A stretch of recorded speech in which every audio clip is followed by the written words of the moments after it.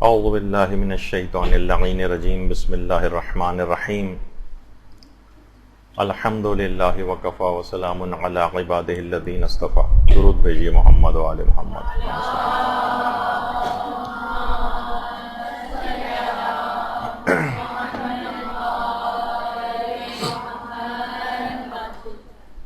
اور آج جو ہمارا عنوان ہے وہ ہے مجالس اعضاء میں جو کھلایا جانے والا کھانا یا جس کو آپ تبرک کہتے ہیں، اس کی کچھ فقہی احکام کیا ہیں، اس کے کچھ اخلاقی باتیں اس سلسلے میں کیا ہیں، اور اس کے متعلق جو اعتراضات عام طور پر کیے جاتے ہیں اس سلسلے میں علماء اس کا کیا جواب دیتے ہیں. دیکھیے، ایک ایسی چیز ہے یہ تبرک کہ شاید جس کو کھلانے والے، جس کو بانٹنے والے یا جس کو کھانے والے، کوئی بھی اس کے آداب سے اس حد تک واقف نہیں ہے کہ جتنا ہونا چاہیے. اس کے فقہی احکام سے اتنی لوگوں کی واقفیت نہیں ہے کہ جتنی ہونی چاہیے. اس کے فوائد اتنے زیادہ لوگوں کو پتہ نہیں ہے کہ جتنے ہونے چاہیے. اس کی اہمیت سے ہمیں نہیں نظر آتا کہ لوگ کما کہو اتنے واقف ہیں. اور اس سلسلے میں خاندان اہل بیت کی سیرت کیا ہے، اس سلسلے میں علماء کرام کی سیرت کیا ہے، اس سلسلے میں جو صالحین ہیں یا مومنین ہیں ان کی سیرت کیا ہے، یہ ہم کو دیکھنا ہوگا.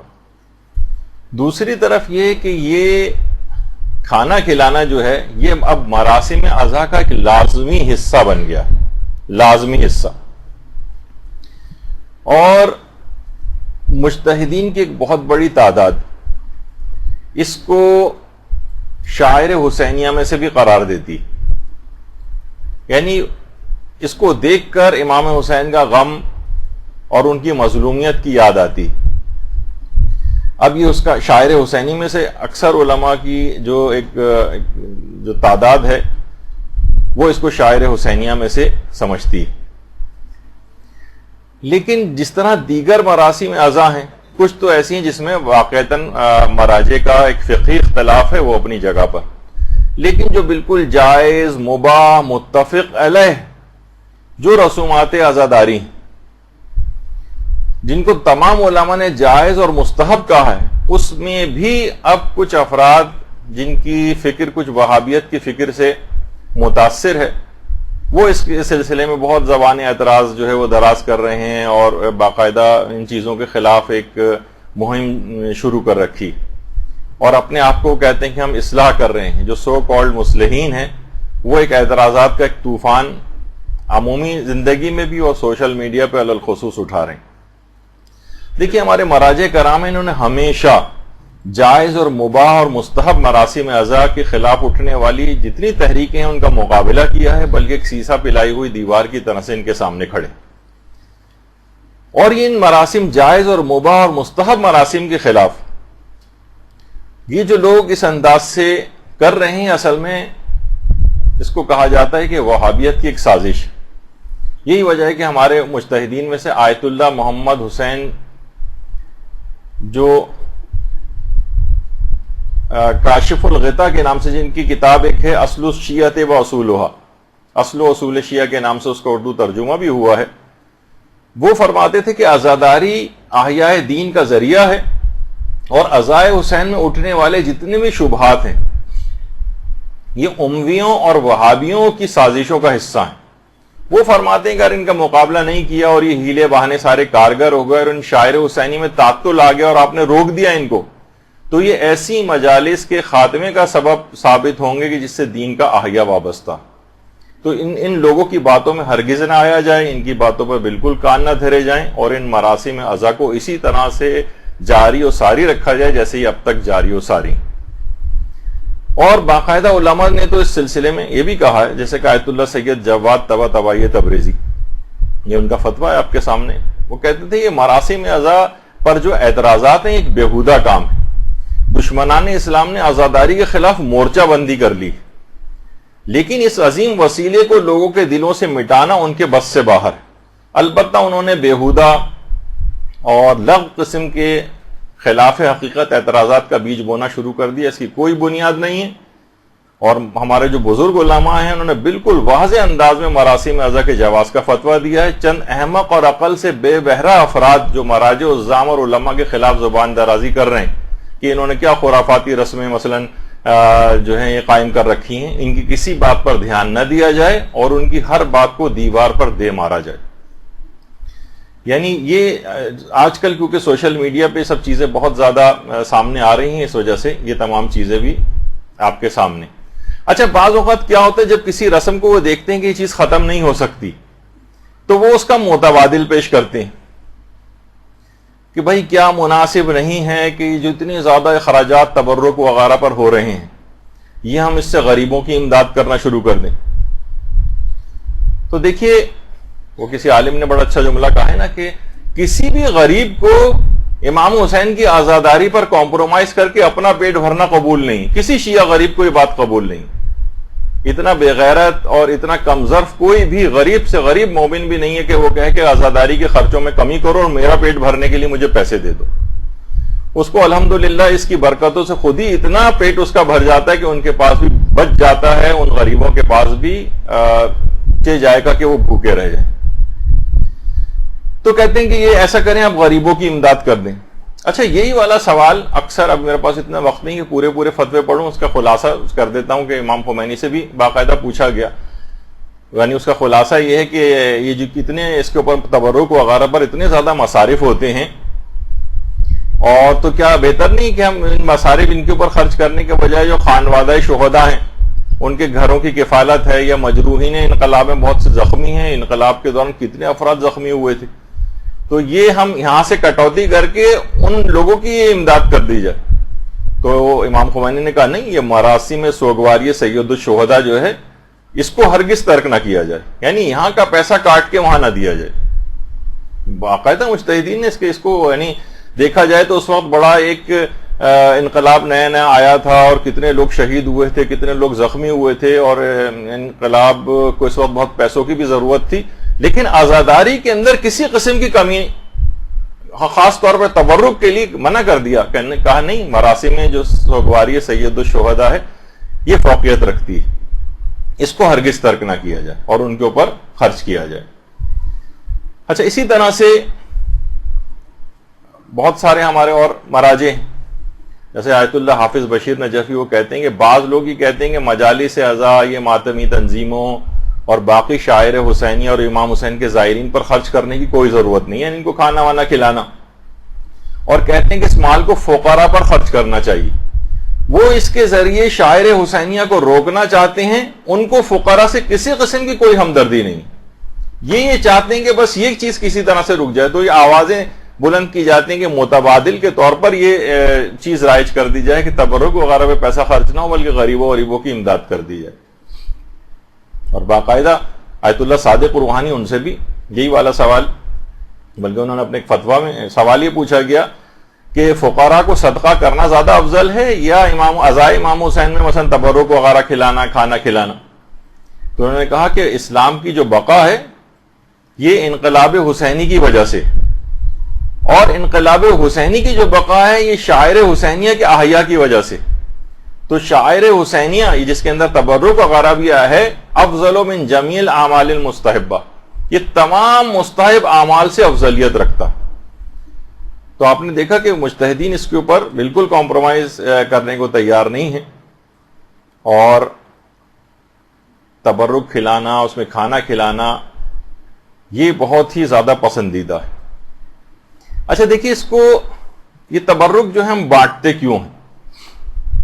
سب سے پہلے تو دیکھیے لفظ تبرک یعنی ان چیزوں کے ذریعے کبھی کبھار کچھ چیزوں کے اندر اسلام نے برکت رکھی. برکت انشاءاللہ یہ ہماری اگلی ایک نشست اور بھی ہماری ہوگی کچھ اور فقہی احکام کے اوپر تبرک سے ہٹ کر، لیکن وہاں پر یہ چیز آئے گی کہ تبرک کس کو کہتے ہیں، تبرک میں اور توسل میں کیا فرق ہوتا ہے. دیکھیے امام حسین علیہ السلام سے مربوط، درود بھیجیے محمد وعلیہ محمد،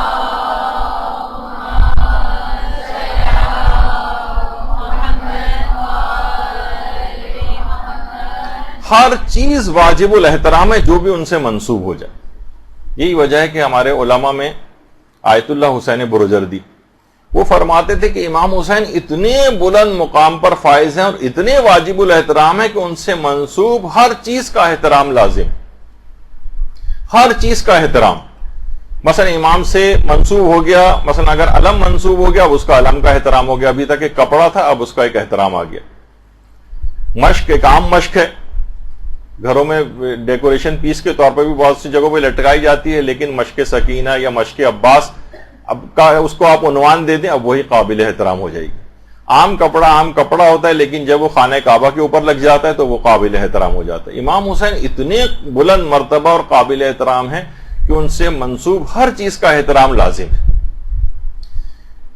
اور مجالس اعضاء کا تبرک، جیسے کہ میں نے اس سے پہلے کہا کہ خود شاعر حسینی میں آیت اللہ اسحاق فیاض فرماتے ہیں کہ اہل بیت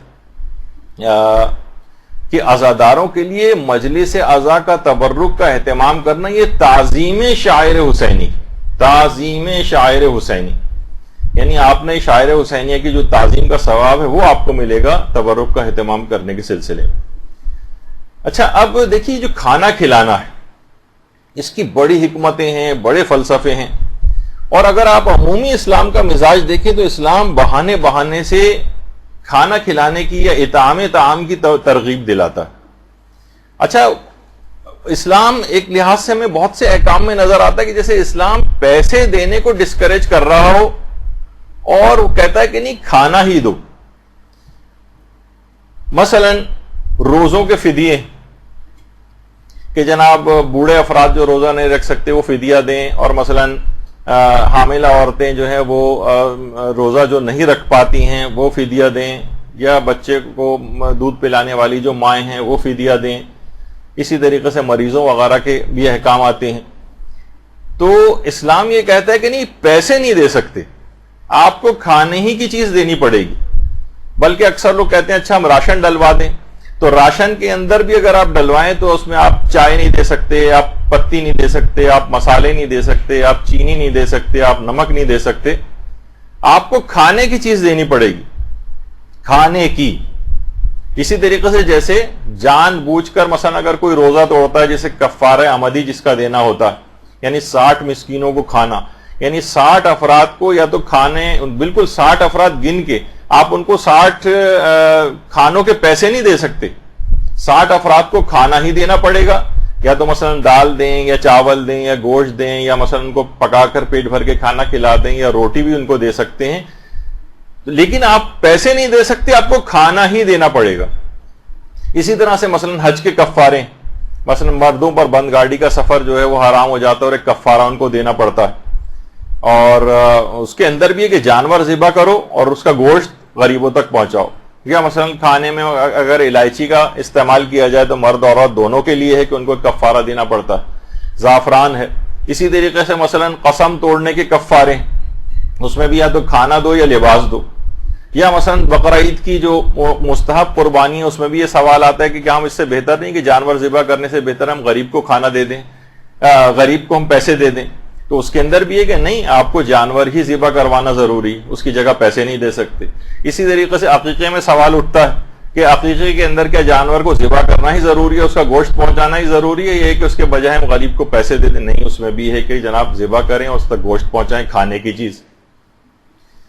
اور کھانے میں بھی اس طرح سے ہم گوشت بھی پہنچا سکتے ہیں، لیکن عقیقے میں ایک اور مستحب حکم بھی ہے، یا بہتر اس کو سمجھا گیا ہے کہ مائن و ملہن، پانی اور نمک کے ساتھ اس گوشت کو پکایا جائے، یعنی سالن پکا کے شوربہ وغیرہ کے ساتھ یہ غریب کو دیا جائے تاکہ اس کو وہ کھا لے. تو اسی طریقے سے اگر ہم ویسے بھی دیکھیں تو جنت کی جتنی نعمتوں کا تذکرہ ہوتا ہے اس میں وہی کھانے پینے کی چیزیں، یعنی اسلام اس کی ایک بہرحال ایک ترغیب دلاتا ہے، اس کی ایک اہمیت ہے. اور یہی وجہ ہے کہ روایتوں میں بھی یہ بات آئی ہے کہ جو تم نے کھا لیا وہ گیا، یعنی وہ تو اب باقی نہیں رہے گا، لیکن جو تم نے کھلایا وہ وسعت پذیر ہو جائے گا، یعنی اب اس کی جزا باقی رہے گی. یہی وجہ ہے کہ ہمارے چھٹے امام جعفر صادق علیہ الصلوۃ والسلام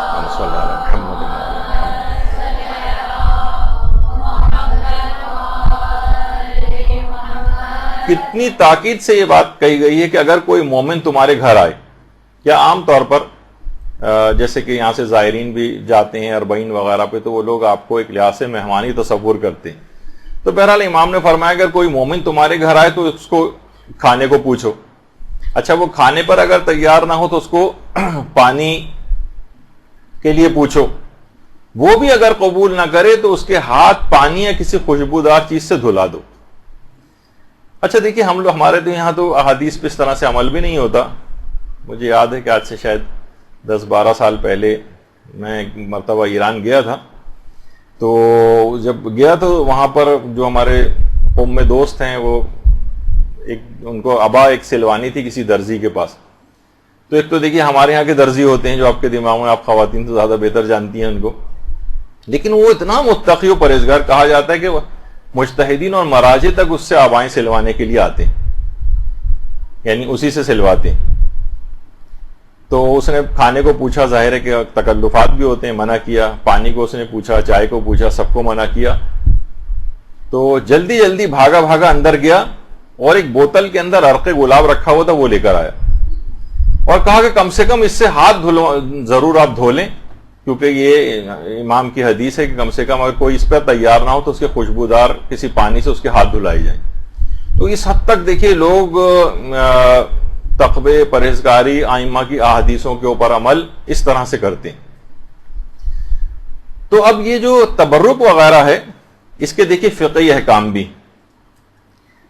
اب یہ جب بھی آپ دیکھ رہے ہیں کہ اس کی اتنی اہمیت ہے کہ کھانا کھلانے کے حوالے سے کہ مہمان کے لیے اچھا نہیں سمجھا گیا ہے کہ وہ میزبان کی اجازت کے بغیر مستحب روزہ رکھے, مستحب روزہ.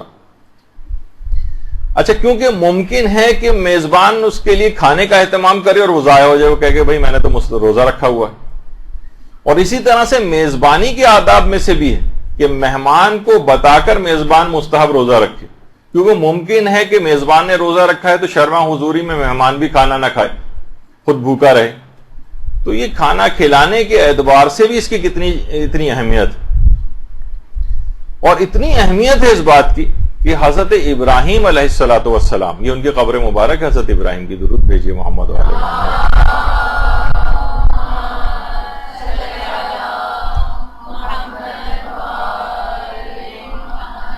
کہ باقاعدہ تفسیر نور الثقلین میں پیغمبر اکرم ختمی مرتبہ صلی اللہ علیہ وآلہ وسلم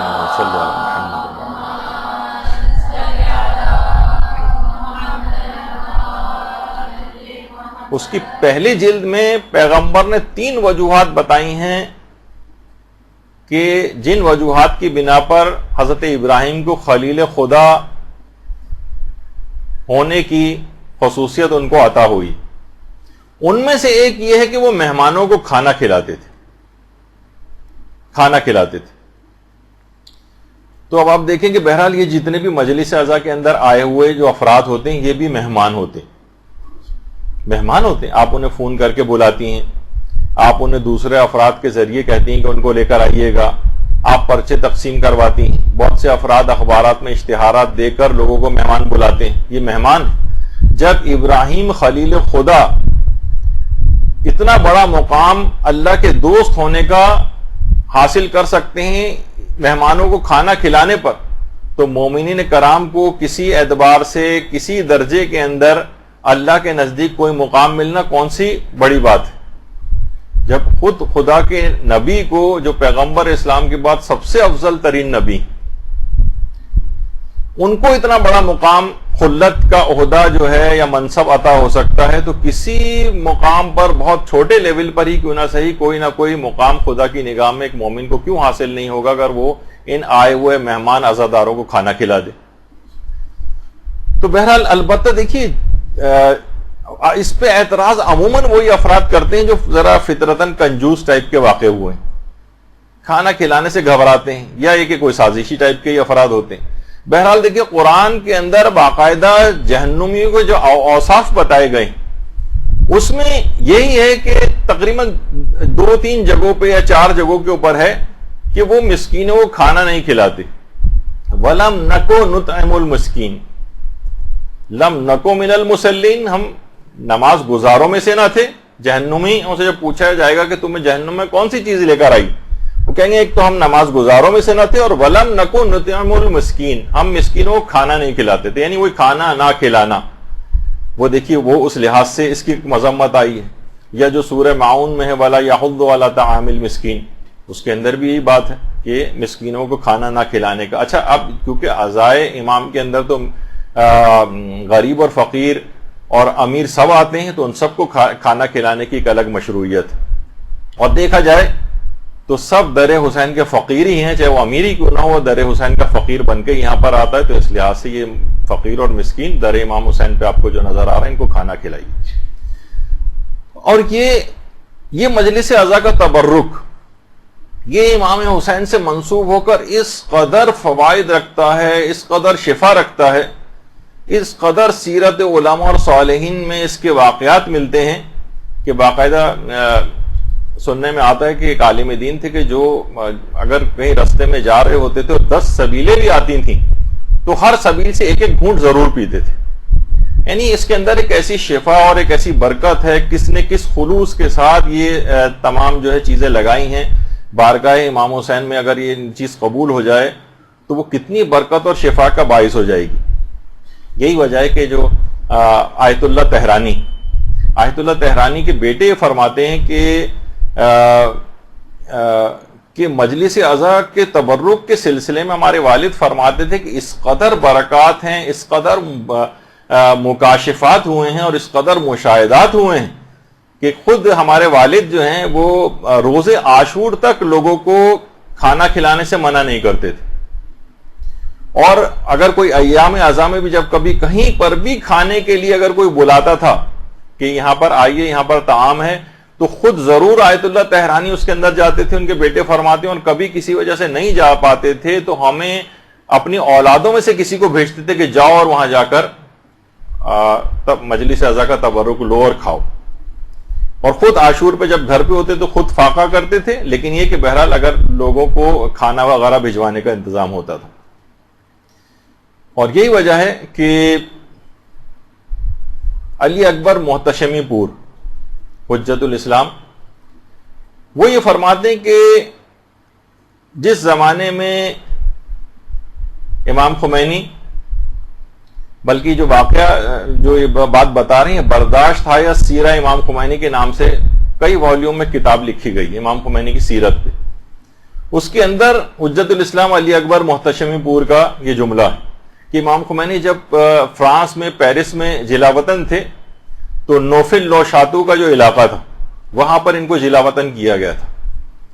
نوفل لو شاتو کا علاقہ جو پیرس میں تھا، یعنی اس کی اتنی شہرت ہوئی ہے کہ اس کے بعد ایرانیوں نے باقاعدہ ایران کے اندر بھی ایک علاقے کا نام جو ان کا ایڈمنسٹریٹو سب ڈویژن ہے اس کا نام بھی نوفل لو شاتو رکھ دیا تھا. تو امام خمینی جب فرانس میں تھے تو فرماتے ہیں کہ عاشور کے روز امام خمینی اپنے مکان پر آئے ہوئے جتنے افراد تھے ان سب کے لیے تبرک اور کھانے کا انتظام کیا کرتے تھے عاشور کے روز. تو علماء کی سیرت میں بھی یہ بات ملتی. اور آج یہ اعتراضات کیے جاتے ہیں کہ یہ چیز بدعت ہے اور یہ چیز کوئی ضروری نہیں ہے اور یہ غریبوں کو جو ہے وہ دے دینی چاہیے، جبکہ اس کی مشروعیت بالکل ثابت ہے.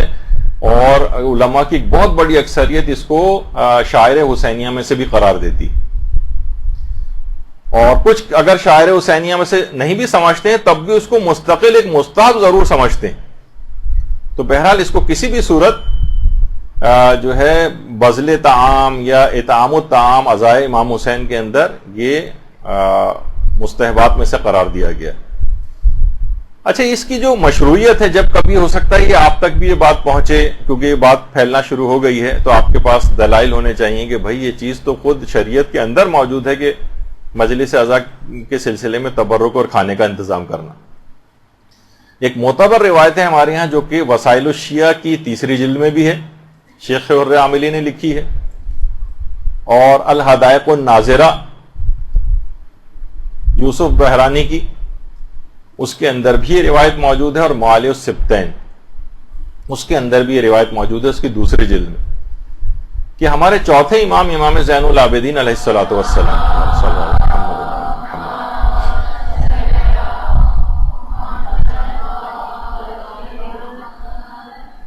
کہ مجالس عزا اور عزائے امام حسین اور ماتم امام حسین کے لیے جو عورتیں جمع ہوتی تھیں ان کے لیے امام خود کھانے کا اہتمام فرماتے تھے اور کھانا ان کے لیے بھجواتے تھے. اچھا صرف کھانے ہی کے حوالے سے نہیں، جو روایت ہے ابھی تو ہم اس کے اوپر ڈسکس کریں گے.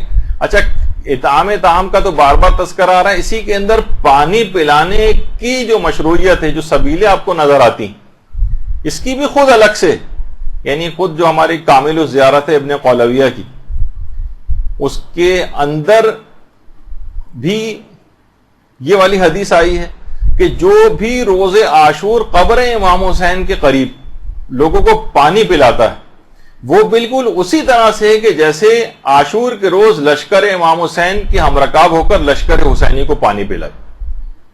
درود بھیجیے محمد و آل محمد صلی اللہ علیہ وسلم.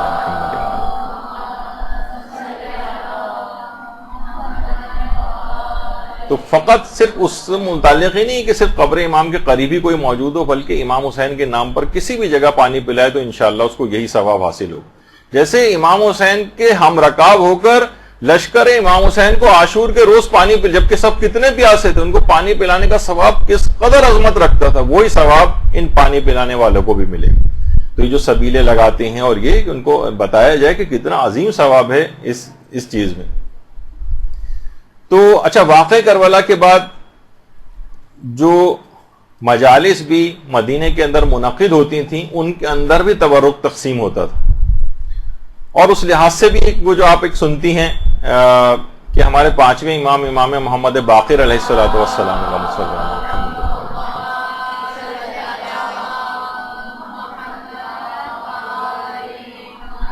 نے وصیت کی تھی باقاعدہ کہ 10 سال تک مینا میں، میدان مینا کے اندر 10 سال تک مجلس عزا منعقد کی جائے، اور اس کے لیے باقاعدہ امام نے 800 درہم مختص کیے تھے، اور 10 سال تک کی مجالس عزا برپا کرنے کے اوپر جو اتنے اخراجات ہوتے ہیں، اس زمانے میں ذاکرین وغیرہ کو اس طرح سے پیسے وغیرہ دینے کا اس قدر ویسا رواج نہیں تھا. تو لیکن اس کا مطلب یہ ہے کہ جو بھی انہوں نے وصیت کی تھی اور پیسہ اس کام کے لیے مختص کیا تھا، تو یہ تمام اخراجات اس کے اندر شامل ہوتے ہیں، جس میں ان کو کچھ کھلانا، کچھ دینا، یا جو بھی ارینجمنٹ اس کے ہوتے ہوں گے، امام نے باقاعدہ وصیت کی تھی. اور آج بھی وہ تو پرانا مینا تھا، اور آج اب تک جتنے بھی شیعہ حجاج ہیں اس کے اوپر عمل کرتے ہیں، اور باقاعدہ تقریباً تمام کاروان میدان مینا میں ایک مجلس عزا امام محمد باقر علیہ السلام کی اس وصیت کے مطابق اس کے اوپر عمل کر کے ایک مجلس عزا برپا کرتے ہیں، اور لوگوں کو وہاں تبرک بھی دیا جاتا ہے، کھانا وغیرہ بھی کھلایا جاتا ہے. اور باقاعدہ جو ابھی آپ نے جو روایت سنی کہ امام سجاد خود کھانا پکوا کر جو ہے اس کا اہتمام کرتے تھے، باقاعدہ آیت اللہ تقی مدرسی جب ان سے اس روایت کے متعلق سوال کیا گیا تو اس میں بھی انہوں نے اسی بات کو کہا اور اس روایت کو انہوں نے معتبر قرار دیا. اچھا روایت کیا ہے؟ روایت ہے کہ لما قتل الحسین ابن علی، یعنی جب امام حسین قتل ہو گئے تو نساء بنی ہاشم انہوں نے سیاہ لباس جو ہے وہ پہنے، اور وہ کسی سے بھی سردی اور گرمی کی کوئی شکایت نہیں کرتی تھی. وَكَانَ علی ابن الحسین، یعنی ہمارے امام زین العابدین علیہ السلام يَعْمَلُ لَهُنَّ الطَّعَامَ لِلْمَاتَمِ، اس مجلس عزا اور اس ماتم کے لیے باقاعدہ کھانے کا اہتمام فرمایا کرتے تھے. یعنی خود چوتھے امام کی سیرت میں سے ہے یہ کھانا بھجوانا، یعنی وہ فاطمیات اور وہ خاندان اہل بیت کی عورتیں جو مجلس و ماتم برپا کیا کرتی تھیں، چوتھے امام باقاعدہ ان کے لیے کھانے کا اہتمام فرمایا کرتے تھے. اس لحاظ سے یہ معتبر روایت کے مطابق یہ سیرت امام سجاد بھی، محاسن برقی وغیرہ کے اندر بھی اس روایت کو لکھا گیا. اس کے علاوہ ایک اور روایت، اب ذرا تاکہ آپ کے سامنے یہ سب چیزیں رہیں، اور کہ یعنی ایسا نہیں کہ بس لوگوں کے پیٹ بھرنے کے لیے، ایک دل بستگی کے لیے یا اپنے خواہش نفس کے لیے کوئی انسان کھانا کھلاتا ہے، لوگ کھانا کھاتے ہیں، بلکہ یہ خود اس میں مشروعیت ہے، اس میں شرعی پہلو ہے. کہ حضرت موسیٰ علیہ السلام کی ایک حدیث ہے جس کو علامہ فخر الدین الطروحی نے مجمع البحرین جو کتاب ان کی ہے اس کے اندر اس کو لکھا ہے، اس کی 3 جلد میں، کہ حضرت موسیٰ نے ایک دفعہ پروردگار عالم سے کہا کہ پروردگار، امت محمدی کو کن خصوصیات کی بنا پر تمام امتوں کے اوپر فضیلت حاصل، کن خصوصیات کی بنا پر؟ تو پروردگار عالم نے کہا کہ 10 خصوصیات کی بنا پر امت محمدی کو دیگر امتوں کے اوپر فضیلت حاصل. تو حضرت موسیٰ نے کہا کہ پروردگار وہ 10 خصوصیات کون سی ہیں تاکہ میں وہ بنی اسرائیل کو تعلیم دوں اور وہ بھی اس کے اوپر عمل کریں. فرمایا وہ ان 10 خصوصیات میں سے ایک ہے نماز، ایک ہے مثلا روزہ، زکوٰۃ، حج، جہاد، جمعہ، نماز جماعت، قرآن، علم اور عاشورہ. حضرت موسیٰ نے فوراً کہا کہ پروردگار یہ عاشورہ کیا ہے؟ تو کہا کہ سبت نبی پر گریہ و بکا کرنا اور محمد مصطفیٰ کے بیٹے کی مصیبت پر گریہ و زاری کرنا. اور سبت نبی کے یا محمد مصطفیٰ کی بیٹی کے بیٹے کی مصیبت پر اگر کوئی بندہ اپنے مال سے کچھ بھی اس فرزند مصطفیٰ کی محبت میں کھانا کھلائے تو خدا دنیا کے 1 درہم کے بدلے اسے دنیا میں 70 درہم کے برابر برکت عطا کرے گا اور جنت میں اسے عافیت کے ساتھ داخل کرے گا اور اس کے تمام گناہوں کو معاف کر دے گا. آپ لوگوں نے بڑے آرام سے اس حدیث کو سن لیا بغیر درود کے. اللہم صلی علی محمد و علی محمد.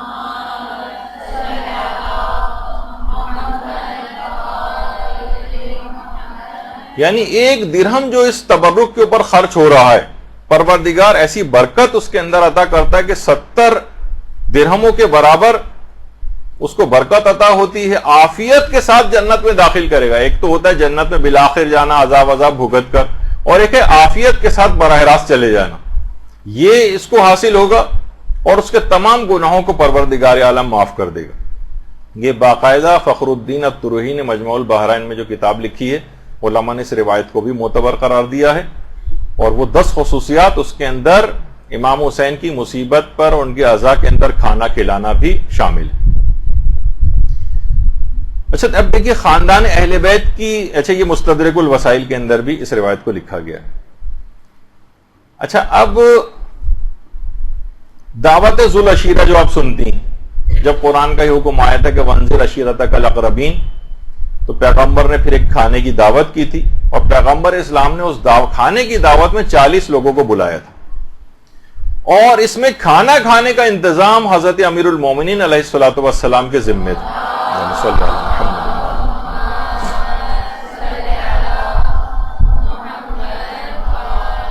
بغیر کھانے کے بھی بلایا جا سکتا تھا اور وہ تو کفار تھے، لیکن یہ ایک ایسی حکمت اس کے اندر ہے کھانا کھلانے کے اندر کہ اس کے بعد انسان ہر بات کو قبول کر لیتا ہے، سن لیتا ہے. ایک نہیں بلکہ 3 دن تک وہ دعوت ہوئی تھی، دعوت ذو العشیرہ.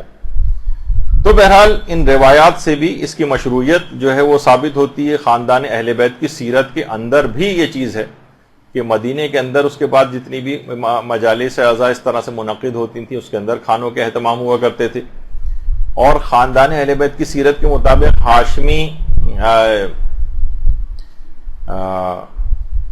ہاشم معروف الحسینی، انہوں نے باقاعدہ ایک کتاب لکھی ہے من وحی الثورۃ الحسینیہ. اس کے اندر یہ والی بات لکھی ہے کہ کان الفاطمیون فی یوم عاشورہ ینحرون الابل والبقر، یعنی جو فاطمیون، یہ جو خاندان اہل بیت کے جو افراد تھے، یہ عاشورے کے روز اونٹوں کو نہر کرتے تھے اور گائے وغیرہ کو ذبح کر کے اس کا کھانا لوگوں کو کھلاتے تھے، لِإِطْعَامِ النَّاسِ، تاکہ لوگوں کو کھانا کھلایا جائے. یعنی خاندان اہل بیت کی سیرت کے اندر بھی یہ والی چیز ہم کو ملتی.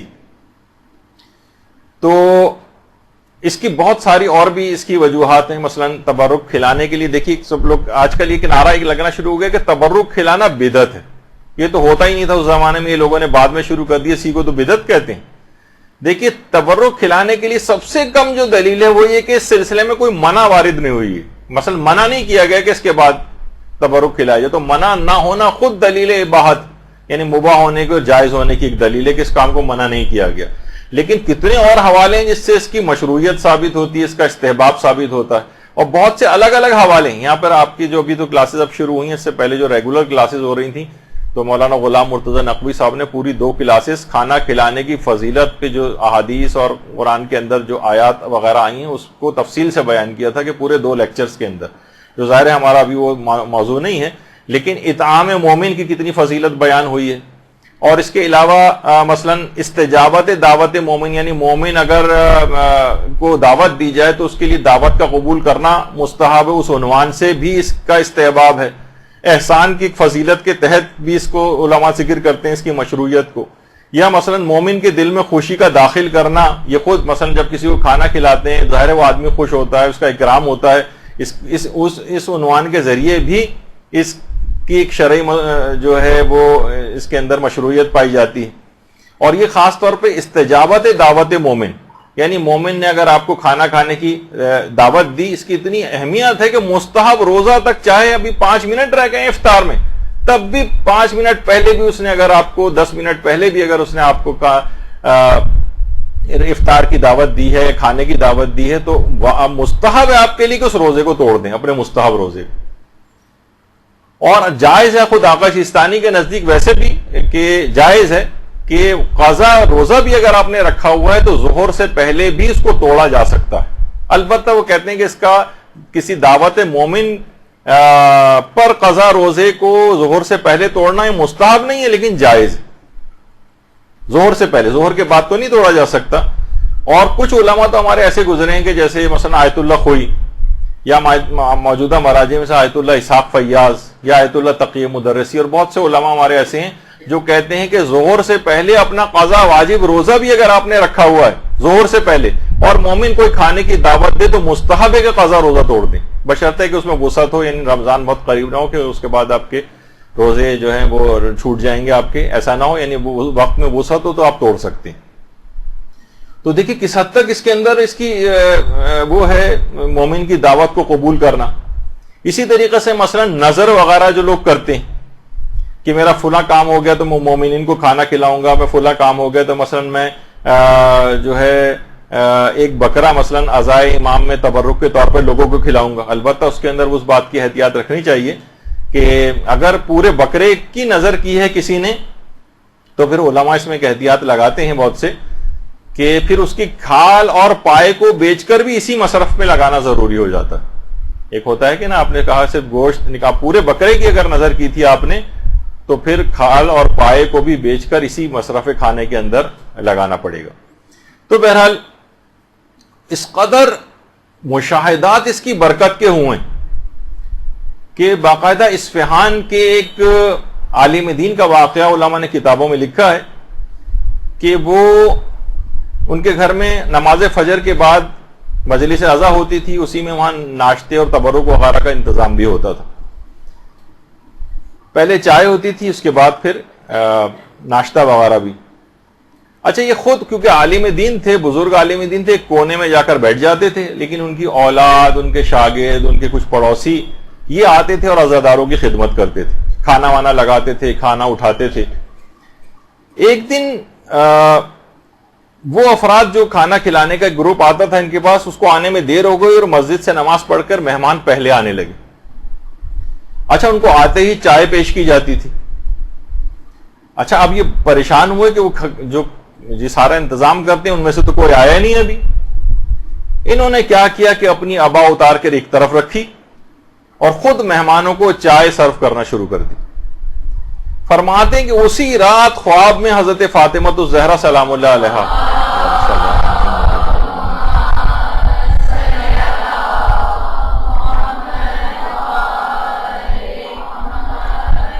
خواب میں آتی ہیں اور فرماتی ہیں کہ پہلے تم ایک جگہ بیٹھ کر لوگوں کو خوش آمدید کہتے تھے، لیکن ہمارے نوکر تم آج بنے ہو. یہ جو تم نے اپنے ہاتھوں سے سرو کر، یعنی جو تم نے کیا ہے، تم نے لوگوں کی خدمت کی ہے اور لوگوں کو اٹھ کر چائے دی ہے، اصل خدمت اور نوکری تم نے آج کی. تو یہ بہت اہم ہے، یعنی انسان اس کے اندر خود حصہ لے اور ان تمام چیزوں کے ضروری ہے کہ اس کے فقہی احکام، ان کی شرائط وغیرہ کو بھی مد نظر رکھے. تبرک کی کچھ شرائط بھی ہیں، کچھ اس کے فقہی احکام بھی ہیں. پہلی تو چیز سب سے یہ ہے کہ اس میں مکمل خوشنودی خدا یا خوشنودی امام حسین کی نیت ہونی چاہیے. اس میں کوئی فرق نہیں ہے. خوشنودی امام حسین، لوگ کہتے ہیں مولا کی ہم خوشنودی کے لیے کر رہے ہیں، اس میں خود مبادرت یہی ہوتی ہے کہ وہ اللہ کی خوشنودی کے لیے کام ہوتا. تو اپنی نیت کو انسان کو چاہیے خالص رکھے، اپنی نیت کو بالکل خالص رکھے اور مکمل اخلاص کے ساتھ تبرک کھلائے۔ وہ دیکھیے وہ ہے نا کہ جو کہ سورہ دہر کی بھی آیات ہیں، جسے سورہ انسان بھی کہا جاتا ہے اس سورے کو، کہ اس کے اندر یہی بات کہی گئی انما نطعمکم لوجہ اللہ لا نرید منکم جزاء ولا شکورا، جزاء ولا شکورا، ہم صرف اور صرف لوگوں کو پروردگار عالم کی وجہ سے کھلاتے ہیں، اور کسی اور شخص سے ہمیں کوئی جزا اور کوئی شکریہ نہیں چاہیے، مکمل اخلاص کے ساتھ کھلانا۔ یہ خود قرآن کے اندر اس کی علماء نے کہا کہ اتنے اس میں اخلاص کی ضرورت ہے کھانا کھلانے میں، خوشنودی پروردگار کی ہے، مثلا خوشنودی امام حسین اگر آپ کہیں تو اس کی نیت ہونی چاہیے۔ اچھا پھر اور کسی کی کوئی تعریف کا، کسی کی شکریہ کا کہ ہم نے اتنا اچھا کیا لیکن انہوں نے اس کے باوجود نہ کوئی شکریہ ادا کیا، نہ کوئی رسپانس دیا، نہیں، جن کے لیے کیا ہے وہ ان کی طرف سے شکریہ کی توقع ہونی چاہیے، لوگوں کی نہیں ہونی چاہیے۔ اچھا پھر بہترین چیز جو آپ کو پسندیدہ وہ آپ تبرک کے طور پر دیں۔ لن تنالوا البر حتى تنفقوا مما تحبون، جو قرآن کی آیت ہے سورہ آل عمران کی، کہ تم نیکی تک اس وقت پہنچ ہی نہیں سکتے جب تک کہ راہ خدا میں اس چیز کا انفاق نہ کرو جس کو تم سب سے زیادہ پسند کرتے ہو، یعنی پسندیدہ چیز ہونی چاہیے۔ یہی وجہ ہے کہ اصول کافی کے جو چوتھی جلد ہے اس میں باقاعدہ یہ والی روایت موجود ہے کہ انفاق جب انسان کرے راہ خدا کے اندر تو اسے اپنی محبوب چیز راہ خدا میں انفاق کرنی چاہیے۔ امام کو علم ہوا کہ کسی شخص نے چینی شکر کو راہ خدا میں دیا ہے، تو اس نے امام نے اس کو بلایا اور یہ والی آیت یاد دلائی کہ اپنی محبوب چیز کو راہ خدا میں دینا ہوتا ہے، یہ تم نے کیا دیا ہے؟ کہا کہ مولا یقین کیجئے کہ مجھے شکر سب سے زیادہ محبوب ہے، میں نے اسی چیز کو ہی راہ خدا میں دیا ہے۔ تو دیکھیے کوئی خراب کوالٹی کی کوئی چیز نہ ہو، کوئی مضر صحت چیز نہ ہو تبرک کے اندر، کیونکہ راہ خدا میں محبوب چیز دینی ہے۔ اگر آپ نے خراب یا بیکار سی کوئی چیز یا مضر صحت کوئی چیز اگر دی ہے تو یہ سوء ادب ہے، ایک تحقیر ہے، یہ راہ خدا کے اندر آپ دے رہے ہیں، گویا خدا کے ہاتھ میں چیز جا رہی ہے اور آپ ایک حقیر چیز دے رہے ہیں۔ بہتر سے بہتر چیز ہونی چاہیے، کوالٹی کے بھی اعتبار سے، کوانٹٹی کی بھی اعتبار سے۔ ابھی آتی ہے اس کی تفصیل آگے، اور یہی وجہ ہے کہ سورہ بقرہ کے اندر بھی بات آئی کہ یا ایھا الذین آمنوا انفقوا من طیبات، یعنی بہتر سے بہتر، پاکیزہ سے پاکیزہ چیز۔ اب یہ دیکھیں کہ جو بھی آپ تبرک پکوا رہی ہیں اس کے اندر گھی اور تیل اگر مضر صحت، مثلا آپ نے کیٹرنگ والے کے ذمہ ڈال دیا اور وہ پتہ نہیں کون کون سے تیل اور گھی اس کے اندر جو ڈال رہے ہیں مضر صحت، سستے ترین، لوگوں کی صحتیں اس سے خراب ہو رہی ہیں۔ مومنین کی صحتوں، دیکھیں مومنین کے جسموں کے اندر یہ چیز جائے گی، تو اچھی سے اچھی چیز کا آپ کو انتخاب کرنا ہے۔ اور صرف یہ نہیں کہ نیت اچھی، اس میں یہ بھی ہو کہ یعنی ریاکاری اور دکھاوے کی نیت نہ ہو، مثلا اتنی زیادہ دیگیں فلاں صاحب جو ہے کرتے ہیں، 100 دیگیں پکواتے ہیں، ایک شہرت ان کی اس لحاظ سے ہو جاتی۔ یا مثلا نہیں کہ بہت سے لوگ آج کل آپ کو پتہ ہے کہ جیسے سیاسی حلیم ہونا شروع ہو گئے، یعنی اس میں لوگ اپنے کانٹیکٹس بناتے ہیں، اس میں صاحبان ثروت اور آفیشلس کو بلاتے ہیں جس کو سیاسی حلیم کا نام دیا جاتا ہے۔ اب تصویر میں دینے کے معنی یہ نہیں ہے کہ آپ ان لوگوں کو ہی سمجھیں، یعنی اس طرح کی ایک چیز ہوتی ہے کہ جس میں یعنی خوشنودی امام حسین یا خوشنودی خدا کی نیت پیچھے چلی جاتی ہے۔ ہم کسی کی نیتوں پہ ویسے شک نہیں کر سکتے کہ ہر ایک پہ یہ حکم لگائیں، لیکن بہرحال انسان کو جو خود یہ کر رہا ہو وہ اپنی نیت کو پاک و پاکیزہ رکھے، کہ کوئی سیاسی مقصد اور یہ نہ ہو، نیت خالص ہونی چاہیے۔ اور اگر نیت خالص ہو تو اہل بیت خود مدد کے لیے آتے ہیں، اس تبرک کے اہتمام تک کی مدد ان کی طرف سے ہو جاتی۔ آقا سید علی شاہرودی یہ فرماتے ہیں، یہ خاندان ایک شاہرودی جو ہے جس میں علماء اور مراجع کی بڑی تعداد جو ہے وہ گزری ہے، اسی خاندان کے تھے آیت اللہ آقا سید علی شاہرودی۔ یہ فرماتے ہیں کہ اس زمانے میں نجف میں مدرسہ بزرگ آخوند خراسانی، آخوند خراسانی ہمارے بہت ہی بڑے علماء کے اندر گزرے ہیں، آج بھی ان کی کتنی کتابیں حوزہ علمیہ کے اندر پڑھائی جاتی ہیں، اجتہاد تک کوئی پہنچ نہیں سکتا جب تک کہ ان کی کتابوں کا مطالعہ نہ کر لے۔ تو ان کا ایک مدرسہ تھا وہاں پر، آخوند خراسانی کا جو مدرسہ تھا، وہاں کے ایک خادم کا انتقال ہو گیا. آقا سید علی شاہرودی فرماتے ہیں کہ 7 محرم کی شب تھی. عموماً عراق کے اندر 7 محرم کی جو شب ہوتی ہے اس میں مصائب حضرت عباس پڑھے جاتے ہیں. حضرت عباس علمدار علیہ الصلوۃ والسلام سے منسوب یہ شب ہے. صلی اللہ علیہ محمد.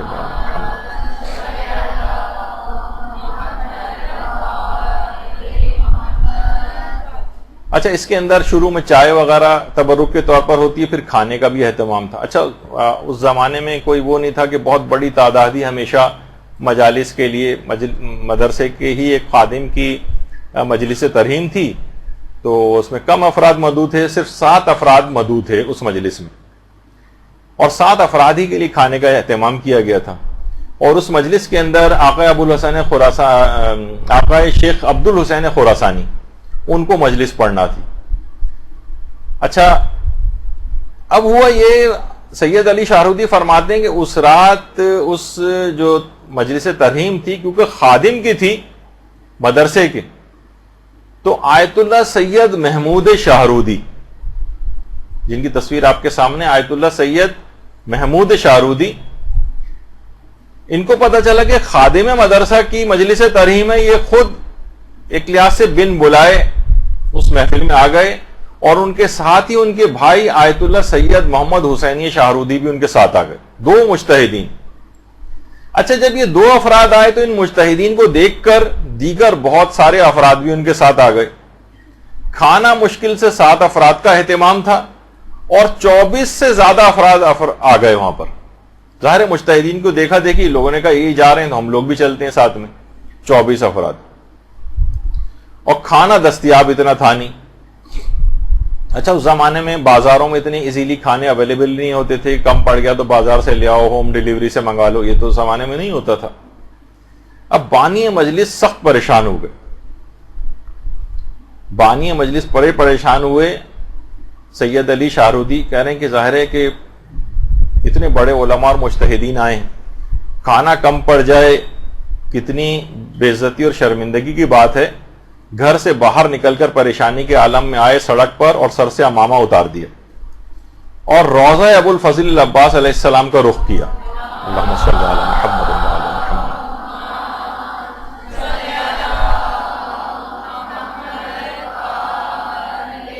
کہا کہ اے ابو الفضل العباس، آپ کی نسبت یہ مجلس ہے، آپ میری آبرو بچا لیں. آپ کے خادم کی مجلس ترہیم، کھانا بہت کم ہے. فرماتے ہیں کہ جیسے ہی میں نے حضرت عباس سے توسل کیا، اچانک سے میرے دل کی حالت ہی بدل گئی، اور ایک اطمینان آ گیا میرے دل میں. میں اندر آیا اور گھر والوں سے کہا کہ کھانا برتنوں میں نکالو، خدا کریم ہے. اب کہہ رہے کھانا برتنوں میں نکال کر حاضرین مجلس کی طرف کھانا بھیجا، لیکن خود سید علی شاہرودی وہاں نہیں گئے، بس کھانا بھیج دیا. اور اس کے بعد یہ تھا کہ جب کھانے کی کچھ کمی ہوگی تو دوبارہ آواز آئے گی کہ مزید کھانا چاہیے. کہہ رہے انتظار کرتے رہے یہاں تک کہ آواز آئی، سید علی شاہرودی بس کیجئے، سب کھانا کھا چکے ہیں، مزید بھیجنے کی ضرورت نہیں. اب اللہم صلی علی محمد و علی محمد.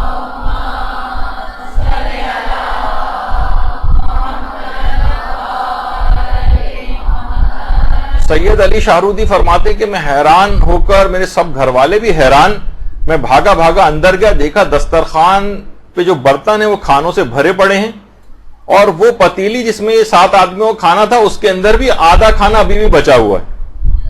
اور اتنا کہہ رہے ہیں اتنا کھانا بچ گیا کہ بعد میں لوگ اپنے ساتھ باندھ کے بھی لے کے گئے وہ 24 افراد. اور کتنی افراد تھے جو بطور شفا و تبرک کے طور پر اس کھانے کو ساتھ لے کے گئے. آقا سید علی شاہرودی فرماتے ہیں میں قسم کھا کے، حضرت ابو الفضل العباس کی قسم کھا کے کہتا ہوں کہ اتنا کھانا بچ گیا کہ اگلے دن ہم نے پڑوسیوں میں اس کھانے کو تقسیم کیا، اور 3 دن تک خود بھی اس کھانے کو کھایا.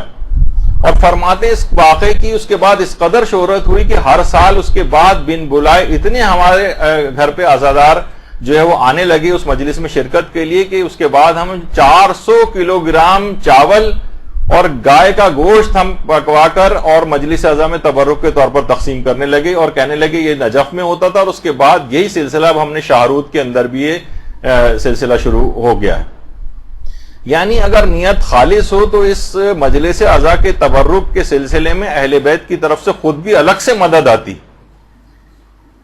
اگر اس کے اندر کوئی مشروعیت نہ ہوتی، خلاف شرع ہوتا یا عمل پسندیدہ نہ ہوتا، تو کبھی اس قسم کے واقعات کریں. اس قدر واقعات اس سلسلے میں، اس قدر مشاہدات ہیں، اس قدر مکاشفات ہیں، کچھ آگے چل کے میں پیش بھی کرنے والا ہوں کہ واقعاً حیرانگی ہوتی ہے کہ کس قدر بابرکت شاعر حسینی.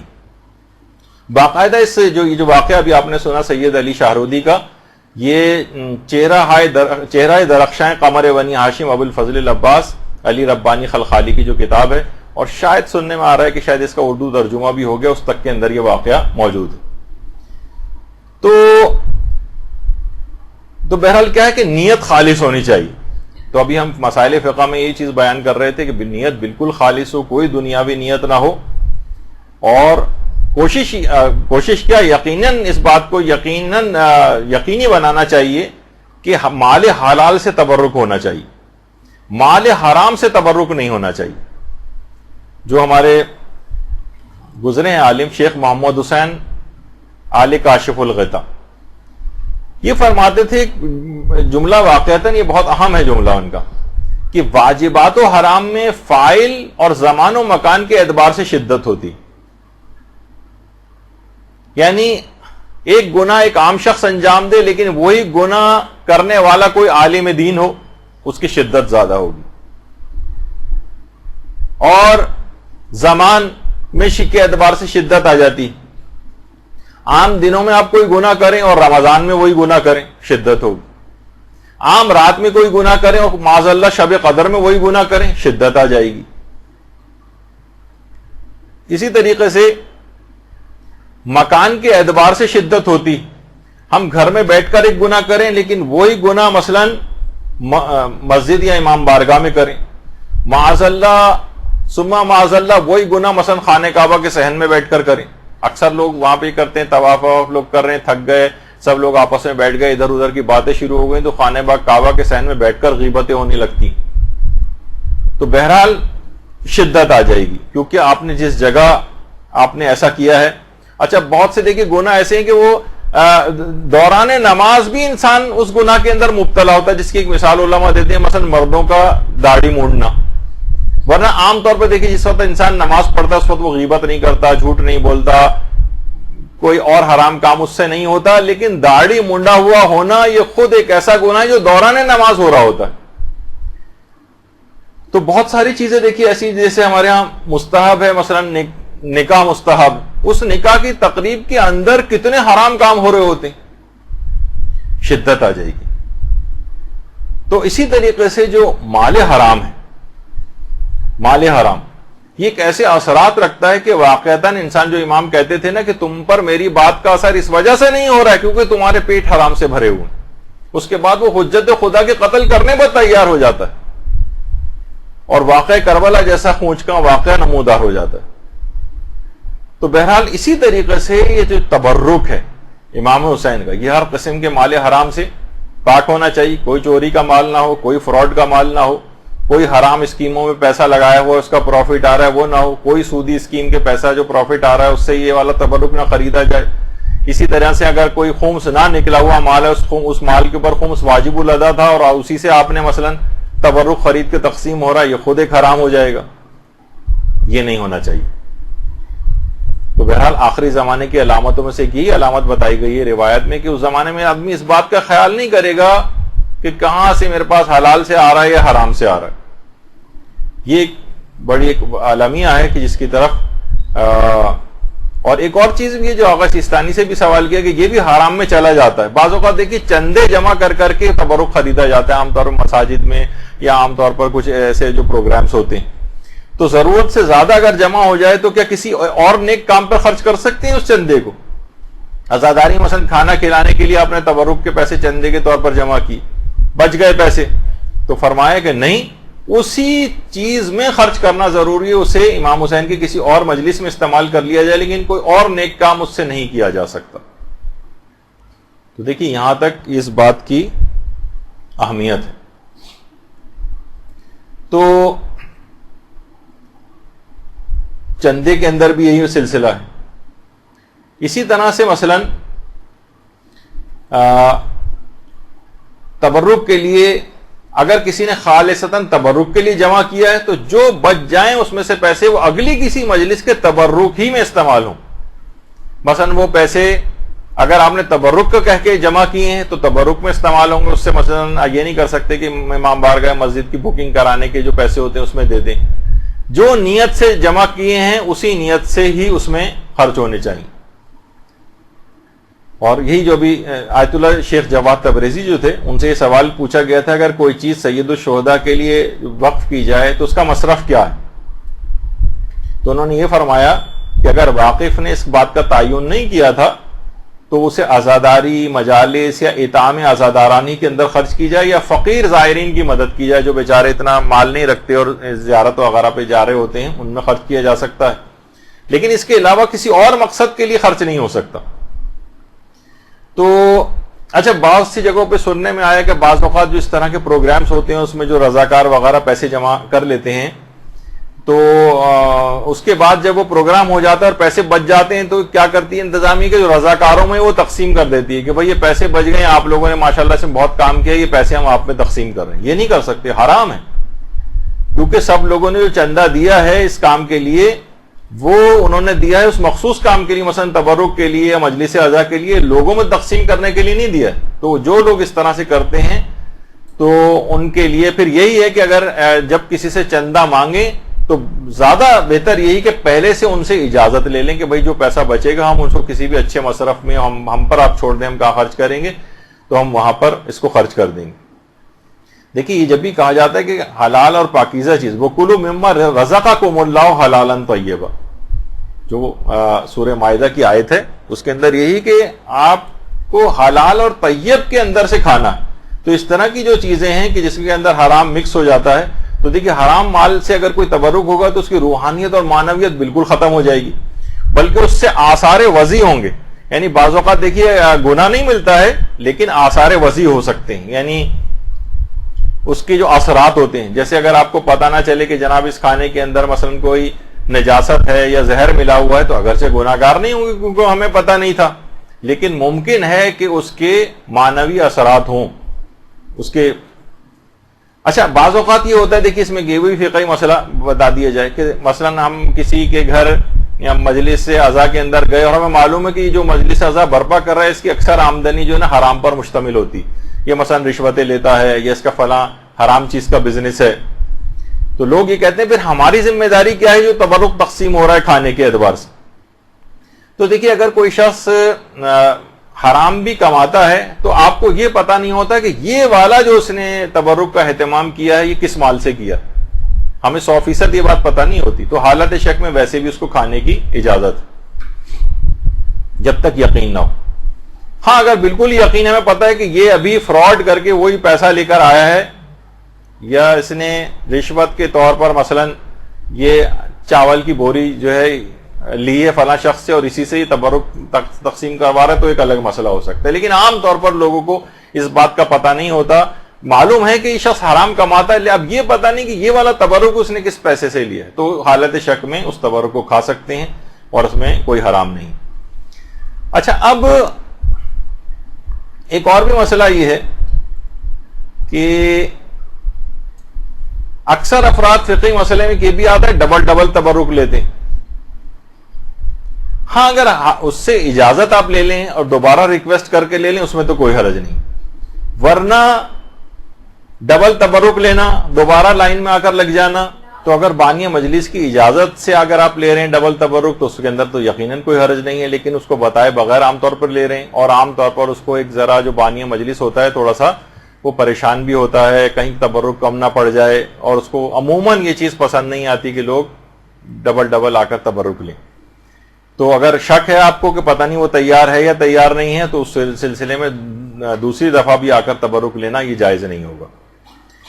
تو اچھا یہی والا مسئلہ تقریباً پیش آتا ہے مساجد کے اندر بھی, اگرچہ وہ میں ویسے ابھی ڈبل کی بات آ گئی تو لوگ ڈبل سجدگاہیں رکھ لیتے ہیں.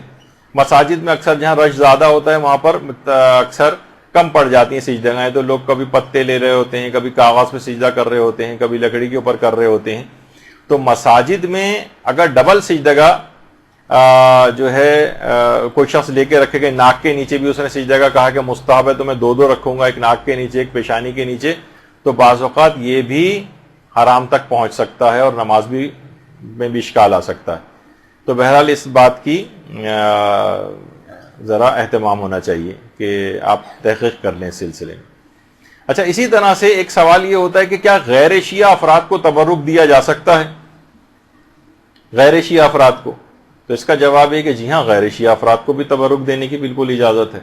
کہ دوسرا لوگ اکثر پوچھتے ہیں اور بیرون ممالک جو غیر مسلم ممالک ہیں کہ کیا کافروں کو بھی ہم تبرک دے سکتے ہیں؟ تو علماء فرماتے ہیں کہ جی ہاں، کافروں کو بھی تبرک دیا جا سکتا ہے، خاص طور پہ عاشورے وغیرہ کا جو کھانا ہے کافروں کو مثلا بھجوانا. فرماتے ہیں لیکن دو شرائط ہیں. ایک تو یہ کہ نجس نہیں ہونا چاہیے. مثلا آپ نے کہا کہ کیونکہ یہ تو کافر ہیں تو چلو ان کو تو کوئی ہم نجس چیز بھی جو ہے وہ دے سکتے ہیں، مثلا غیر شرعی طریقے کا جو ذبیحہ ہے اس کا پکوا کر ان کو دے دیا. نہیں، یہ نہیں کر سکتے. نجس نہیں ہونا چاہیے وہ. اور دوسرا ہے کہ مال حلال سے ہونا چاہیے، مال حلال سے. جیسے اکثر لوگ کرتے ہیں نا کہ جب وہ شکار وغیرہ پہ کہیں جاتے ہیں تو وہاں سے زندہ مچھلیاں بھی ہاتھ آتی ہیں، وہ اپنے لیے رکھ لیتے ہیں، اور مری ہوئی مچھلیاں جو ہیں وہ بھی ہاتھ آتی ہیں.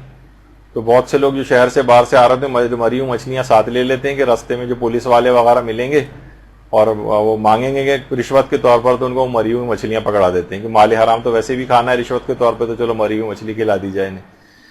تو اس طرح کی مختلف چیزیں ہوتی ہیں. تو نجس بھی نہیں ہونا چاہیے اور مال حلال سے بھی ہونا چاہیے.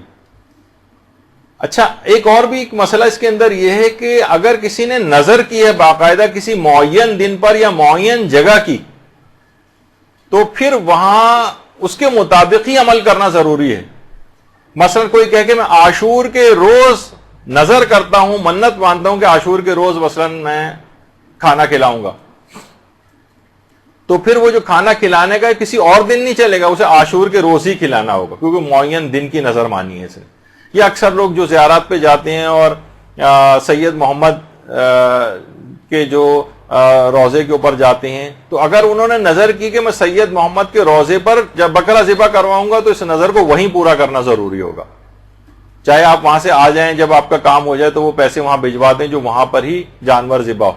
لیکن اگر آپ نے عموم رکھا ہے، اس کے اندر کہا کہ جانور کہیں پہ بھی میں ذبح کروا دوں گی، لیکن یہ کہ میں ان کے نام پر، تو اپنے وطن میں بھی کر سکتے ہیں اور کسی بھی جگہ کر سکتے ہیں. تو اگر نظر ہے تو اگر کوئی معین کی ہے آپ نے جگہ یا دن، تو اس کے مطابق عمل کرنا ضروری ہوتا ہے پھر کہ تبرک پھر اسی طور پر ہی ہو جو آپ نے نظر مانی ہے اس کے مطابق ہونا چاہیے.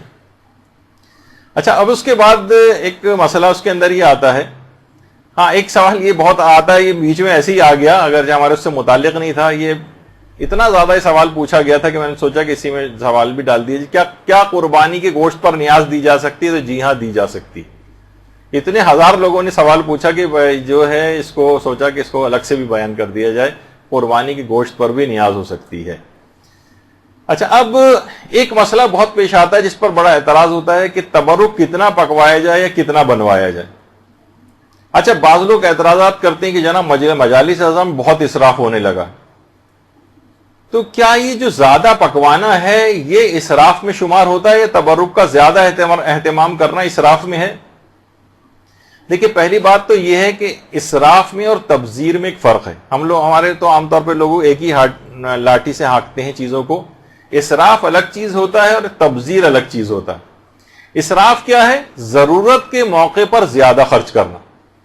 مثلا شادی ہے، اب تو شادی بھی ہمیں مثلا ایک بہت ہی متوسط طبقے میں اگر ہو رہی ہے، بلکہ اب تو میں کبھی بھی اس قسم کے الفاظ کرتا ہوں تو لوگ بعد میں ہنستے ہیں کہ بھئی آپ نے اتنے کم اخراجات بتائے. مثلا 5 لاکھ میں اگر شادی ہو رہی اور مثلا وہ 20 لاکھ اس کے اوپر خرچ کر رہا ہے، ضرورت کا موقع ہے لیکن اس نے ضرورت سے بہت زیادہ خرچ کر دیا، اپنی حیثیت سے بڑھ کر، یہ اسراف میں چلا جائے گا. اور بعض اوقات اس کا خمس بھی نکالنا پڑتا ہے اسراف میں جو پیسہ خرچ ہو جائے. اچھا، یہ تو ہے اسراف. اور تبذیر کس کو کہتے ہیں؟ تبذیر بلا ضرورت خرچ کرنا. وہ تو اسراف میں ضرورت تھی پھر زیادہ خرچ کیا تھا اپنی حیثیت سے بڑھ کر. تبذیر میں تو بلا ضرورت خرچ کرنا. مثلاً آپ 10 کا نوٹ ہے, آپ نے پھاڑ کے پھینک دیا, یہ تبذیر ہے. آپ نے مثلاً آگ لگا دی نوٹ کو, یہ تبذیر ہے. تو اسراف میں اس شخص کو دیکھا جاتا ہے کہ جو کہ اس کی حیثیت کیا ہے, اور تبذیر کے اندر حیثیت نہیں دیکھی جاتی. مثلا کہا جاتا ہے کہ دیکھیے اگر ضرورت ہے نا تو آپ 1000 واٹ کا بھی بلب جلائیے. مثلا اس وقت آپ اتنی بڑی تعداد میں خواتین یہاں بیٹھی ہوئی ہیں, کتنے اے سی چل رہے ہیں, پنکھے چل رہے ہیں, لائٹیں چل رہی ہیں, یہ ضرورت کا موقع ہے اس وقت. لیکن اگر کوئی بھی نہ ہو اور یہ سب لائٹیں, پنکھے اور اے سی چل رہے ہوں, یہ ناحق ہو جائے گا. یعنی اس کے اندر حق اور ناحق موقع جو ہے وہ دیکھا جاتا ہے. یعنی جب واقعی ضرورت ہو تو 1000 واٹ کا بھی بلب جلائیے, اور ضرورت نہیں ہے, دن نکلا ہوا ہے تو 0 پاور کا بھی کیوں جلائیں, ناحق موقع ہے. تو اسی طریقے سے مثلا اگر کوئی شخص بہت زیادہ امیر بھی ہے, مثلا کوئی کروڑ پتی, ارب پتی, اس کے لیے بھی 10 کا نوٹ پھاڑنا جائز نہیں ہے. وہ کہے گا میں تو اتنا ارب پتی لی, کیا حیثیت ہے 10 کے نوٹ کی, میں پھاڑ رہا ہوں یا جلا رہا ہوں. نہیں, یہ تبذیر. تو ضرورت کے موقع پر اگر زیادہ خرچ کر دیا جائے, ضرورت کے موقع پر, مثلا علماء فرماتے ہیں کہ جیسے ایام اضحیٰ تبرک اگر زیادہ بنوا لیا جائے اور خواہ اس میں بچ بھی جائے تو ظاہر ہے کہ پھینکنے کی تو اجازت نہیں ہے, لیکن ایسا اہتمام کیا جائے کہ غریبوں میں تقسیم کر دیا جائے, رشتہ داروں میں تقسیم کر دیا جائے, جو ایسا کہ عموماً ہمارے یہاں ہوتا بھی ہے, غربا میں تقسیم کر دیا جائے. پہلے سے ایسی جگہیں لوکیٹ کر کے رکھ لی جائیں کہ اگر تبرک بچ گیا, تھیلیوں کا انتظام یہ وہ, کہ ہم اس کو ضائع نہیں ہونے دیں گے اور لوگوں میں تقسیم کر دیں گے. اور عموماً ایسا ہوتا ہے, کیونکہ دیکھیے نیکی کے کام میں وہ جو ہے نا, روایات میں یہ بات آئی کہ لا خیر فی الاسراف ولا اسراف فی الخیر, خیر کے کاموں میں کوئی اسراف نہیں ہے اور اسراف کے کام میں کوئی خیر نہیں ہے. تو اس میں بھی یہی ہے. اور باقاعدہ جو ہمارے چھٹے امام جعفر صادق علیہ الصلوۃ والسلام,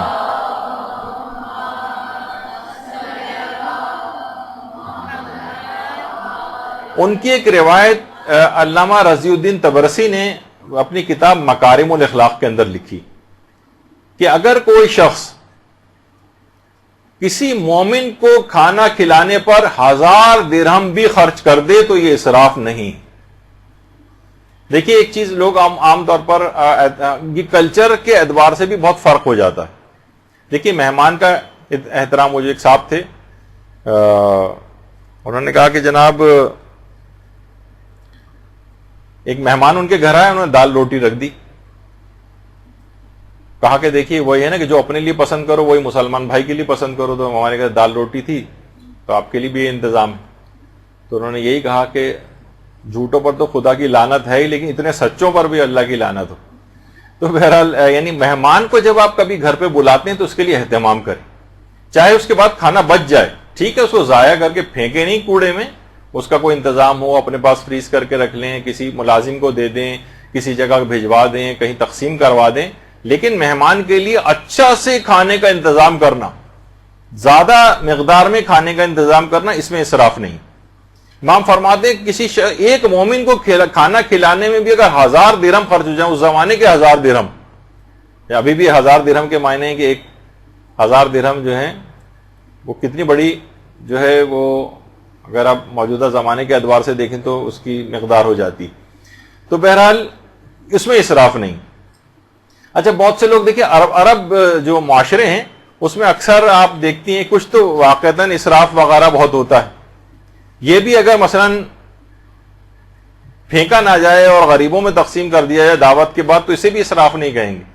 اور باقاعدہ وہاں ہمارے جو نجف سے ہمارے جو پاکستانی طالب علم اور علماء وہاں پر آتے ہیں, تو جب ہم ان سے وہاں کے علماء کے حالات پوچھتے ہیں تو کہتے ہیں آپ علماء کے گھر اگر دعوت پہ جائیں تو خود چاہے وہ بہت کم کھاتے ہیں, لیکن مہمان کا اکرام اتنا زیادہ ہے کہ اگر بہت بڑا سا بھی دسترخوان ہے تو اس کے اندر اس دسترخوان پہ 1 انچ بھی جگہ نہیں ہوتی جہاں جو انہوں پر نہ کر دیں کھانے کی کسی چیز سے.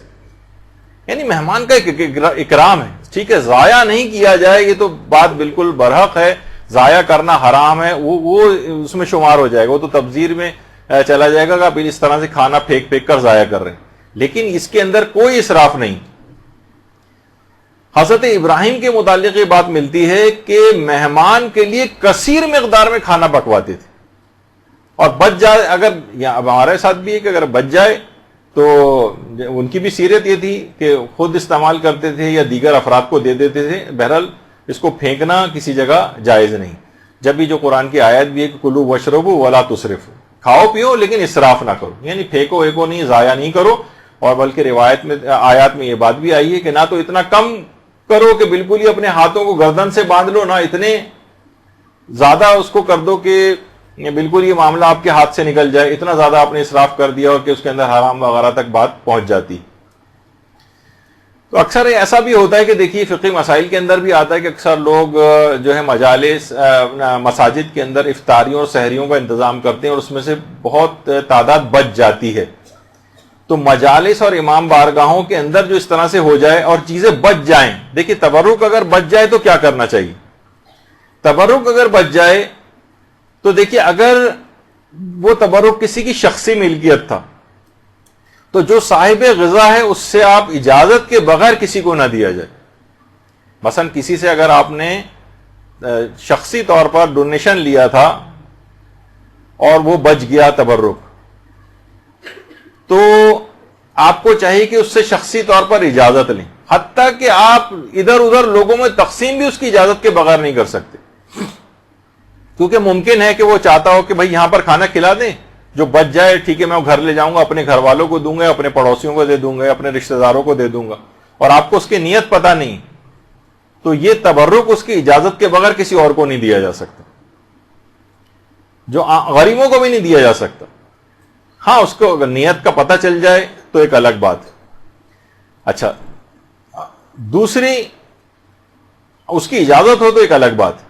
دوسرا یہ کہ اگر تبرک کسی معین نظر شرعی کا ہے اور وہ بچ گیا، مثلا اس نے یہ کہا کہ جناب مجلس اضاحی کے اندر اس کو تقسیم کیا جائے، تو اب کسی اور پروگرام کے اندر کوئی اور مسجد کا کوئی مجلس کا کوئی پروگرام ہو رہا، کوئی اور اس سے ہٹ کر کوئی پروگرام ہو رہا مجلس سے، تو اس میں تقسیم نہیں ہو سکتا کیونکہ معین نظر شرعی کا.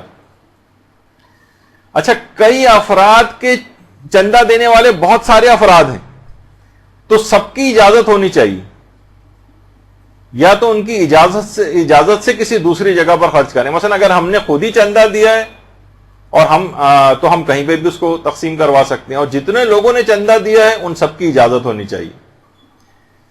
اچھا بعض اوقات یہ ہوتا ہے کہ چندہ دینے والے افراد معلوم نہیں ہوتے، بہت سے لوگوں سے چندہ لیا اور اس کے بعد ہمیں پتہ ہی نہیں، تو پھر اس مال کو یہ جو بچ گیا ہے اس وقت تبرک کے پیسے بچ گئے یا تبرک بچ گیا تو یہ مال مجہول المالک سمجھا جائے گا، اور حاکم شرع مجتہد کے وکیل سے اجازت لے کر پھر اس کو تقسیم کروا سکتے ہیں، اس کا جو بھی مصرف ہوگا.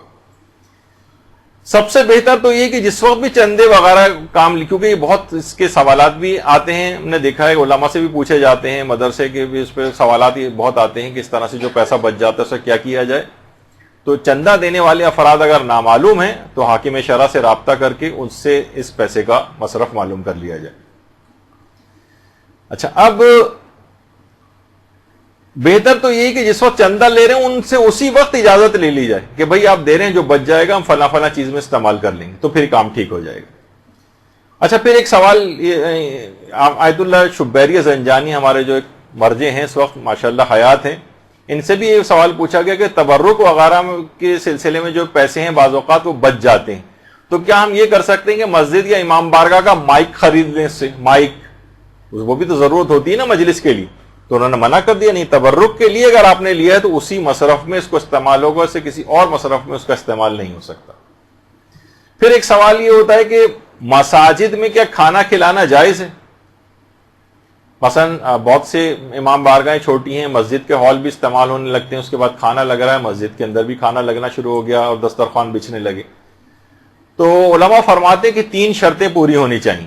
نمبر 1 تو یہ کہ متولی شرعی کی اجازت ہونی چاہیے، اس کی اجازت کے بغیر نہ کریں یہ کام. جو بھی متولی شرعی ہے مسجد کا، جس کے ہاتھ میں مسجد کا اختیار ہے مجتہد کی طرف سے.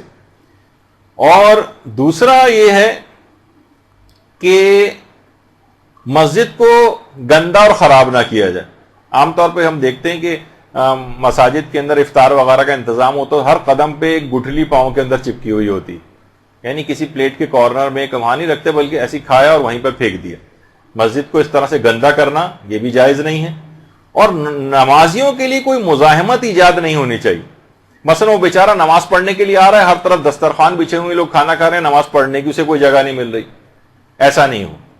ان کے لیے جو نماز پڑھنے والے ہیں ان کے لیے اتنی انف اسپیس ہونی چاہیے وہاں پر کہ وہ آرام سے نماز پڑھ سکیں. ان شرطوں کے ساتھ پھر اجازت مل جاتی ہے کہ مسجد کے اندر بھی کھانا کھلایا جا سکتا, یعنی یہ تبرک وغیرہ.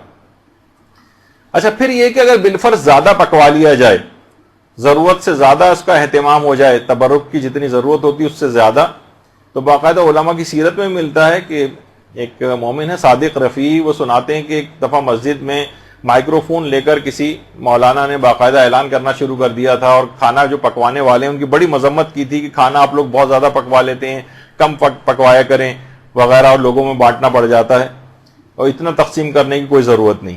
کہہ رہے ہیں اسی رات کو ہمیں آیت اللہ شیخ جواد تبریزی کے پاس جانا ہوا. آیت اللہ شیخ جواد تبریزی کے سامنے یہ معاملہ رکھا کہ کیا کھانا میں کم پکوانا چاہیے, تو انہوں نے جواب میں یہ کہا کہ نہیں, کھانا مجلس عزا کے لیے کثیر مقدار میں پکوائیں, بچ جائے تو ٹھیک ہے گھر لے جائیں, لیکن کوئی کمی اس سلسلے میں نہیں ہونی چاہیے.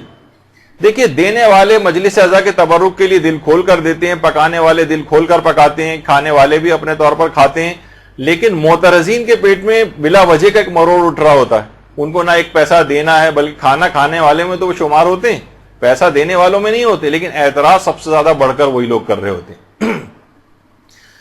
خمس پر اعتراض سب سے زیادہ وہی لوگ کر رہے ہوتے ہیں جنہوں نے خود کبھی ایک پیسہ خمس نہیں نکالا ہوتا. تو دیکھیے, مجلس عزا کی جو شان و شوکت ہے اس کے اوپر اس کے اندر کوئی کمی نہیں ہونی چاہیے, اس پر ویسے ہی پیسہ خرچ ہونا چاہیے. اگر بچ جائے تبرک تو انتظامات ہوں, تھیلیاں ہوں, شاپنگ بیگس ہوں, بھجوانے کا انتظام موجود ہونا چاہیے. اور کتنے ہی ادارے ایسے ہیں, دیکھیے باقاعدہ آیت اللہ سیستانی کا بھی ان سے یہی کہا کہ پوچھا گیا کہ جناب اس طرح سے مجالس منعقد ہوتی ہیں, اور ایک وقت میں کئی مجالس عزا منعقد ہوتی ہیں, اور اکثر مجالس میں نیاز میں چاول وغیرہ تقسیم ہوتے ہیں, صبح تک یہ سلسلہ رہتا ہے. اس فراوانی میں کھانے کی بڑی مقدار کچرے کے ڈھیر میں پھینک دی جاتی ہے, اس بارے میں آپ کی کیا رائے؟ تو انہوں نے یہ فرمایا دیکھیں, تبذیر یعنی بلا ضرورت اس طرح سے خرچ کرنا یہ باعث غضب ہے, شرعاً حرام بھی ہے. ضروری ہے کہ ہر وہ اقدام کیا جائے جس کے ذریعے اس کو روکا جا سکے, اور یہ کام انتظامات کرنے والے اشخاص کے ساتھ صلاح و مشورے کے ذریعے ہو. یعنی جہاں پھینکنے والی بات آ جائے وہ تو کوئی بھی مجتہد برداشت نہیں کرے, وہ تو شیخ جواد تبریزی بھی منع کریں گے. وہ کہتے ہیں کہ نہیں, ہو جائے زیادہ پک جائے تو کھانا مومنین ساتھ باندھ کے لے جائیں یا غریبوں میں تقسیم ہو جائے, لیکن کمی نہیں کریں اس کے اندر کہ کچھ لوگ ایسے ہی واپس جا رہے ہیں, کھانا ختم ہو گیا گھر واپس جا رہے ہیں. نہیں, یہ اس کی شان و شوکت کے خلاف ہے. دیکھیے کتنے غریب ایسے افراد ہیں, وہ جو آپ کوڑے پر ویسے ہی جا کر پھینکیں گے, ان کو بہتر نہیں کہ عزت کے طور پر ان تک پہنچا کر ان غریبوں کو جو ہے والا کھانا جو دیا جائے. یہ کتنے جب شوکیسوں کے اندر جو لگی, بازار کے کھانوں کے اندر اکثر علماء نے کہا ہے کہ خاص طور پر دینی طالب علم بازاروں میں جو سجی ہوئی چیزیں ہوتی ہیں شوکیسوں میں, وہ خرید کے نہ کھائیں, ان میں ایک بے برکتی آ جاتی. غریب جو خرید نہیں سکتے ان کو حسرت بھری نگاہوں سے جب ان چیزوں کو دیکھتے ہیں, ان کھانوں پہ سے برکت اٹھ جاتی. تو بہرحال یہ کہ ان تک ویسے ہی چیز پہنچائی جائے. تو لیکن یہ کہ بارگاہ حسینی کے اندر تو دیکھیے سبھی فقیر ہیں, یا فقیر و غنی کا کوئی فرق نہیں. آیت اللہ محمد حسین غربی اصفہانی کمپانی آیت اللہ بہجت کے اساتذہ میں سے تھے, نجف میں ان کی عالمیت تھی. لوگ یہ دیکھتے تھے تبرک کی جو چائے ہے یہ خود نکال کر لوگوں کو دے رہے ہیں. مرجع تقلید جیسے آیت اللہ سیستانی خود چائے اگر تقسیم کرتے آپ کو نظر آئیں تو کیسا لگے گا؟ یعنی لوگ بڑے حیران ہو جاتے تھے. اچھا, یہ خود کیا کرتے تھے؟ چائے تقسیم کرتے تھے خود, جبکہ مرجع تھے آیت اللہ کمپانی. ان کے متعلق علماء کہتے ہیں کمپانی اسی وجہ سے کہ ان کے والد کی کمپنیاں تھیں, بہت ہی امیر کبیر آدمی تھے. لیکن اس کے بعد یہ نہیں کہ زیادہ مال و دولت ہو جائے تو علم دین سے اتنی زیادہ انسان بے رغبت ہوتا چلا جاتا, اس کی اولادوں میں بھی نہیں نظر آتا. یہ اتنا علم انہوں نے حاصل کیا, کتنے مالدار ترین باپ کے بیٹے ہونے کے باوجود کہ عالمیت کے اس پہ مرجع تقلید بنے. اور اس کا انکساری کا یہ عالم تھا کہ باقاعدہ لوگوں کو خود سے چائے نکال کر دیتے تھے, اور عزاداروں کے جوتے سیدھے کیا کرتے تھے. لوگ کہتے تھے ارے آقا یہ کیا کر رہے ہیں؟ یعنی اتنے عظیم عالم, سوچیں کہ آیت اللہ میلانی جیسے مرجع تقلید, وہ بھی ان کا شاگرد تھا, کہ آقا یہ کام ہمیں کرنے دیں. وہ کہتے تھے ارے تم یہ کیا بات کرو گے، میں کام تمہیں کرنے دوں اور خود نہ کروں، یہ مجلس شہزادی فاطمہ الزہرا سلام اللہ علیہ ہے. اللہم صلی علی محمد وعلی محمد.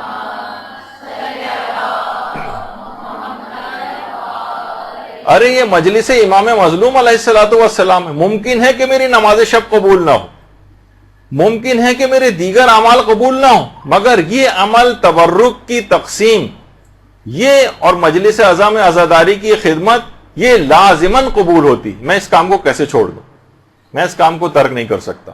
اور اتنی یقین کیجئے برکتیں ہیں اس کام میں کہ واقعتاً لوگ کرنے والے جو اس میں ہیں خود آبزرو کرتے ہیں. ایک عالم دین نقل خود کرتے ہیں کہ ایک دکاندار سے ان کی بات چیت ہوئی تو اس دکاندار نے بتایا کہ 30-40 سال ہو گئے میں ایام عزا کا جو عشرہ اول ہوتا ہے اس میں شام ہی سے میں اپنی دکان بند کر دیتا ہوں، جبکہ پیک ٹائم ہوتا ہے اس وقت کاروبار کا، یعنی اس وقت دکاندار کے پاس گاہکوں کی ایک لائن ہوتی ہے، بمشکل میں جو ہے وہ بہرحال دکان بند کرتا ہوں اور اس کے بعد میں مجالس عزا کا تبرک جا کر تقسیم کرتا ہوں اور میں جو ہوں سبیلوں کا انتظام کرتا ہوں، خود جگہ کھڑے ہو کر وہاں پر لوگوں کو پانی اور شربت وغیرہ پلاتا ہوں. خدا جانتا ہے کہ میں ایک کام بغیر کسی لالچ کے فقط خوشنودی پروردگار کے لیے کرتا ہوں.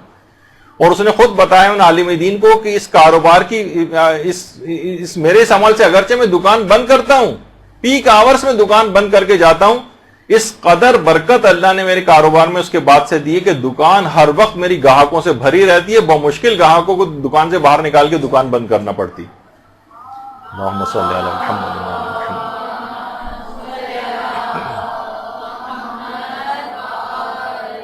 تو بہرحال مکمل اخلاص کے ساتھ یہ ہونا چاہیے. اور اس کے بعد اگلی شرط یہ ہے کہ تبرک کے اندر وجاہت ہونی چاہیے. یہ کیا چیز ہے؟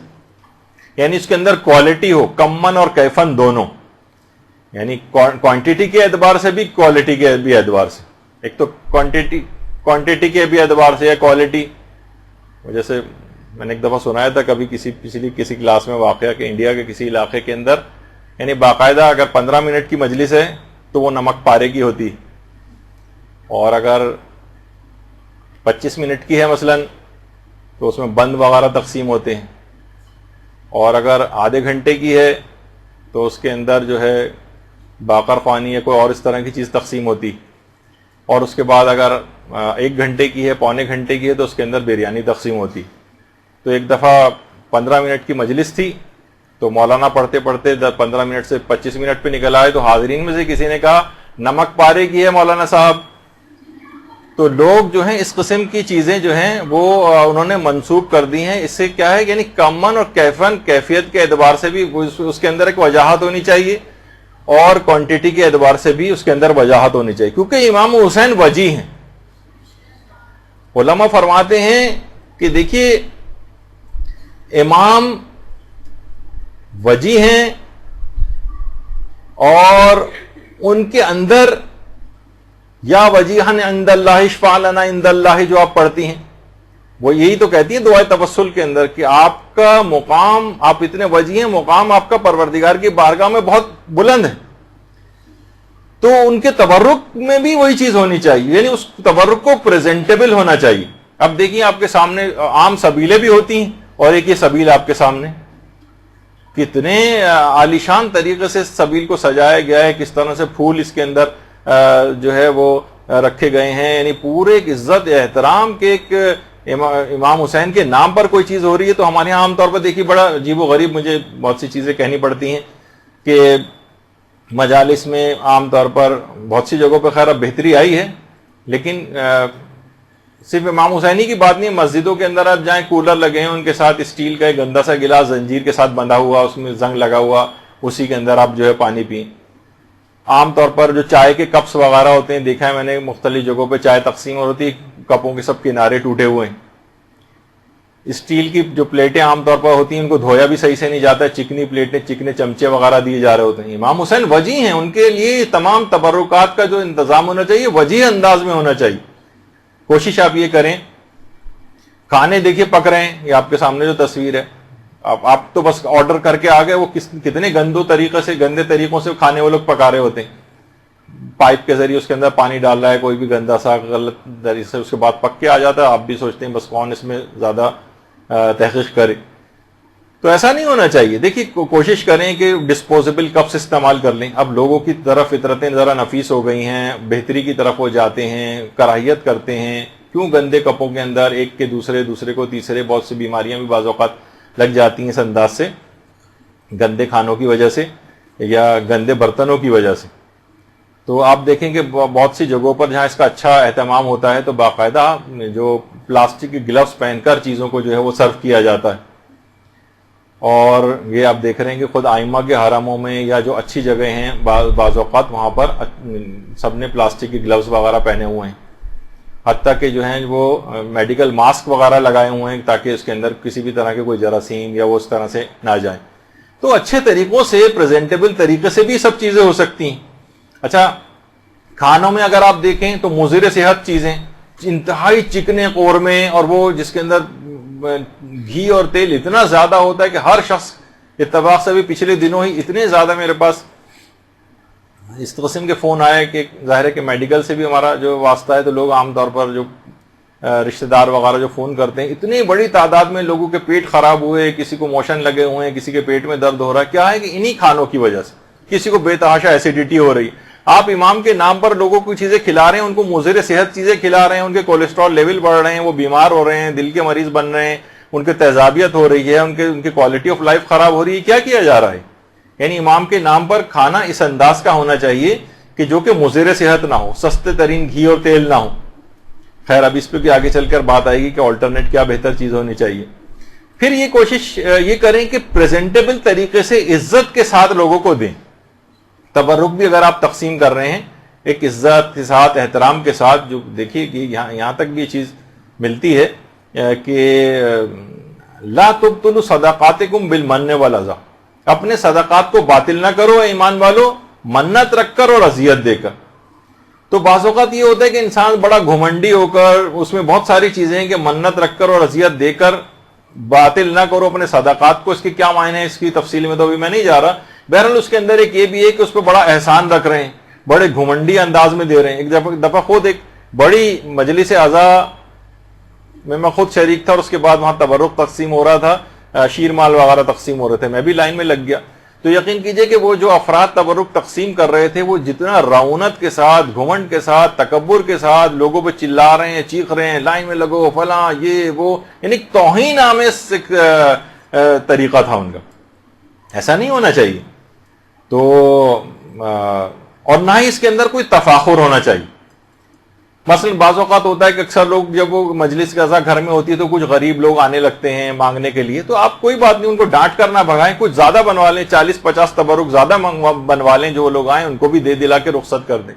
عام طور پہ دیکھا جاتا ہے کہ یہ آ جاتے ہیں، یہ پروفیشنل ہیں، یہ ہر گھر میں جا کے مانگنے والے ہیں، تو کوئی بات نہیں، آپ کے پاس بھی اگر آ گئے تو دے کے وہ کیا کرے گا، کھائے گا ہی تو نہ جا کر، اس کو پھینکے گا تو نہیں کسی جگہ جا کر، اپنے گھر والوں کے لیے زیادہ تر لے کر جائے گا. غریب لوگ بہرحال ہوتے ہیں، وہ زیادہ بنوا لیں، لیکن ان کو اس طرح سے ڈانٹ پٹکار کر بھگانا نہیں چاہیے. تو بہرحال تفاخر کوئی نہیں ہونا چاہیے، دھتکارنا نہیں چاہیے، اس بات کی کوئی تعریف کے خواہاں نہیں ہونا چاہیے آپ کو کہ وہاں لوگ تعریف کریں کتنا زبردست بنایا تھا تبرک. ہاں اچھی کوالٹی کا رکھیں، لیکن لوگوں کی تعریف کے خواہاں نہ ہوں. اسی طریقے سے کوشش کریں کہ کچھ دیگر اقسام بھی مانوی تبرک کی بھی اگر ساتھ کر دیں. کھانے پینے کی تو چیزیں ہوتی ہی ہیں، مثلا کوئی کتاب ساتھ میں دے دی جائے. مثلا یہ اس کا بھی ٹرینڈ ایک زمانے میں ہوا تھا جو پھر دوبارہ ختم ہو گیا تقریباً. یا مثلا کوئی بھی کتابچہ پمفلٹ وغیرہ، یہ دیکھیں آپ کے سامنے مثلا عید غدیر کا کوئی پروگرام ہو رہا ہے، اس میں باقاعدہ ایک کتابچہ پورا غدیر سے متعلق تبرک کے ساتھ تقسیم ہو رہا ہے، ساتھ میں رکھ کے دیا جا رہا ہے.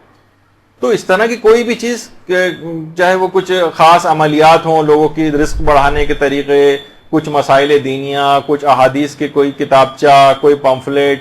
بہت سی جگہوں پہ ایک زمانے میں جس کی تھوڑی حیثیت ہوتی ہے، کچھ خواتین کے لیے مقنے وغیرہ بھی تقسیم ہوتے ہیں، یا نماز کی چادر وغیرہ تقسیم ہونے لگتی ہے. تو تبرک کی کچھ اچھی اقسام جو اور کھانے سے ہٹ کر بھی اس میں بھی دماغ میں رکھنا چاہیے کہ اس پر بھی پیسہ خرچ کیا جائے. یہی وجہ کہ دیکھیے باقاعدہ جو ملتا ہے واقعات میں بھی کہ مہدی بحرالعلوم کے ایک شاگرد تھے شیخ حسین تبریزی. انہوں نے وادی السلام جو نجف اشرف کا قبرستان ہے، باقاعدہ وہاں چشم برزخی سے دیکھا کہ وادی السلام میں مدفون مومنین اور ملائکہ ایک نیک مومن کی روح کے استقبال کی تیاریاں کر رہے ہیں، اور اس کے لیے انواع اقسام کے جنتی کھانوں کا بھی اہتمام کیا گیا ہے۔ روضۃ الشہداء کتاب کے اندر باقاعدہ یہ واقعہ ہے۔ شیخ حسین تبریزی فرماتے ہیں کہ پوچھنے پر یہ معلوم ہو کہ اس شخص کو یہ مقام 3 خصوصیات کی بنا پر حاصل ہوا۔ نمبر 1، وہ اہل بیت رسول سے بے پناہ محبت کرتا تھا۔ نمبر 2، ہمیشہ رزق حلال کھاتا تھا۔ اور نمبر 3، سال بھر کے اخراجات کے بعد جو کچھ بچ جاتا تھا وہ سب عزاداری امام حسین کی راہ میں خرچ کر دیتا تھا۔ اللہم صلی علی محمد و علی محمد۔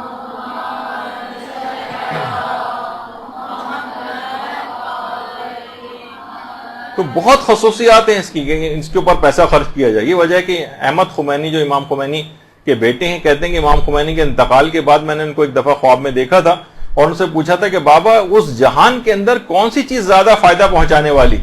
تو امام خمینی نے اپنے بیٹے سے کہا تھا کہ محمد و آل محمد کی ولایت اور ان کی محبت، اس کے اوپر سرمایہ کاری سب سے زیادہ کرو، اس پر پیسہ خرچ کرو، اور خود بھی اور اپنی اولاد کو بھی اہل بیت کے دامن سے وابستہ کرو، ان کے گھر کی نوکری کرو اور ان کی پناہ میں آ جاؤ۔ یہ چیز سب سے زیادہ فائدہ پہنچانے والی۔ اور باقاعدہ دیکھیے یہاں تک ملتا ہے کہ عیسائیوں تک کے لیے وہ بھی ہے، اور ہندو وغیرہ بھی اس کے اندر پیسہ خرچ کرتے ہیں۔ انڈیا کے ہندوؤں کے متعلق بات ملتی ہے کہ وہ بھی تبرک وغیرہ کے اندر جو ہے وہ پیسہ خرچ کر رہے ہوتے ہیں، تو اور ان کو بھی اس سے فائدہ ہوتا ہے۔ باقاعدہ بہار میں بھی یہ روایت ہے، سفینۃ البہار میں بھی ہے کہ حدیث میں امام نے بات فرمائی ہے کہ لوگ یہ گمان کرتے ہیں کہ ہماری محبت سے غیر مسلموں کو کیا فائدہ پہنچے گا۔ امام نے فرمایا خدا کی قسم وہ غلط گمان کرتے ہیں، ہماری محبت ان کے لیے بھی فائدہ پہنچانے والی۔ اچھا، اب وہ فائدہ کیسے پہنچاتی؟ علماء کہتے ہیں یا تو ان کے عذاب میں کمی ہو جائے گی، یا مثلا ان کی عاقبت بخیر ہو جائے گی۔ ہو سکتا ہے کہ مرنے سے پہلے ان کو دولت ایمان کی توفیق مل جائے اور وہ اسلام قبول کر لیں، یا ان کی عمر طولانی ہو جائے گی، یا ان کے رزق میں وسعت ہو جائے گی، کوئی نہ کوئی فائدہ ضرور ملے گا۔ تو جب ایک کافر کو ان تمام چیزوں کا فائدہ ہے تو ایک مومن جو ان کا ماننے والا ہے، ان کا محب ہے، ان کے مطابق عمل کرتا ہے، ان کے فرامین پر عمل کرتا ہے، وہ جب یہ کام کرے گا تو کتنے فائدے اس کو حاصل ہوں گے آپ خود سوچ سکتی۔ دیکھیے ایک چیز اور بھی ہے، کافروں کو بھی اس سے فائدہ ہو جاتا ہے۔ ایک روایت ہے نا جس پہ اکثر علماء کے تحفظات بھی ہیں، کچھ نے اعتراضات بھی کیے ہیں۔ مثلا ایک روایت ہے کہ امام حسین علیہ السلام نے شہادت کے وقت سے پہلے شمر سے پانی کی درخواست کی تھی، یعنی پانی مانگا تھا، جس طریقے سے حضرت علی اصغر کو لے کر گئے تھے اور وہاں پر انہوں نے پانی مانگا تھا۔ کچھ کہتے ہیں کہ نہیں، امام کی توہین، امام کیسے ان سے پانی مانگ سکتے ہیں؟ اس کے الگ علماء نے جواب دی کہ اس وقت ہاں البتہ وہ بات غلط ہے کہ امام نے کہا کہ تم مجھے پانی پلا دو تو میں بیعت کر لیتا ہوں، یہ والی بات نہیں، یعنی امام نے صرف اس سے پانی کا تقاضا کیا۔ امام خمینی کے جو استاد تھے آیت اللہ شاہ آبادی، وہ فرماتے تھے امام کا یہ کام شفاعت کے غرض سے تھا، علی اصغر یا تو خود پانی مانگنا یا علی اصغر کے لیے پانی مانگنا، ورنہ امام نے اتنی جب پیاس برداشت کر لی تھی، اب تو معلوم تھا کہ اب تو شہادت ہونے والی ہے، اب تو ان کے نانا حوض کوثر سے انہیں سیراب کر ہی دیں گے، پھر پانی کیوں مانگا؟ کہا یہ امام کی جو وسیع مغفرت تھی، کیونکہ امام خدا کی رحمانیت، رحیمیت اور غفاریت کی جو تجلی ہے وہ امام کے اندر ظاہر ہو رہی تھی۔ یعنی اگر وہ شخص شمر اس وقت پانی دے دیتا تو امام کی اسے شفاعت مل جاتی اور امام کے قتل سے باز آ جاتا، علی اصغر کے قتل سے وہ لوگ باز آ جاتے اگر وہ اس کو پانی پلا دیتے۔ یعنی دسترخوان شفاعت بچھا ہوا تھا۔ امام نے ظاہر ہے وہ کوئی بھی شخص نہیں چاہتا، امام ہرگز نہیں چاہتے تھے کوئی بھی شخص جہنم کے اندر اس انداز سے چلا جائے، دسترخوان شفاعت بچھانے کی وجہ سے انہوں نے پانی مانگا تھا، نہ کہ صرف ان کو تو پتا تھا تو کچھ ہی دیر کے اندر شہادت ہو جائے گی اور حوض کوثر سے سیراب ہو جائیں گے۔ لیکن اس نے کیا کہا، اس ملعون نے کیا کہا؟ کہا کہ میں یزید کے 1 درہم کے بدلے بھی تمہاری نانا کی شفاعت کو قبول نہیں کروں گا۔ شمر نے، یہاں تک کہ وہ قیامت تک کے لیے اس کا نام وَلَعْنَةُ اللَّهِ شمرن، اور شمر پر اللہ کی لعنت زیارت عاشورہ کے اندر اس کا مصداق ہو گیا۔ بلکہ وہ شخص پہ بھی کے لیے بھی دعائیں کی جاتی ہیں کہ رحم اللہ من لعن شمرن، جو اس شخص پہ بھی اللہ رحم کرے جو شمر کے اوپر لعنت کرتا ہے۔ تو بہرحال اس کا مصداق ہو گیا وہ۔ تو صرف پانی پلانے سے اتنا زیادہ اس کو ہو جاتا کہ اتنے عظیم گناہ سے وہ باز آ جاتا اور عاقبت اس کی بخیر ہو سکتی تھی، دسترخوان شفاعت بچھا ہوا تھا۔ تو اب دیکھیے خود وہ پانی پلانا، مومنین جو ایک دوسرے کو پانی پلا رہے ہوتے ہیں اور سبیرے لگا رہے ہوتے ہیں اور کھانا کھلا رہے ہوتے ہیں، ان کے لیے کتنا زیادہ اس کے اندر فوائد ہوں گے۔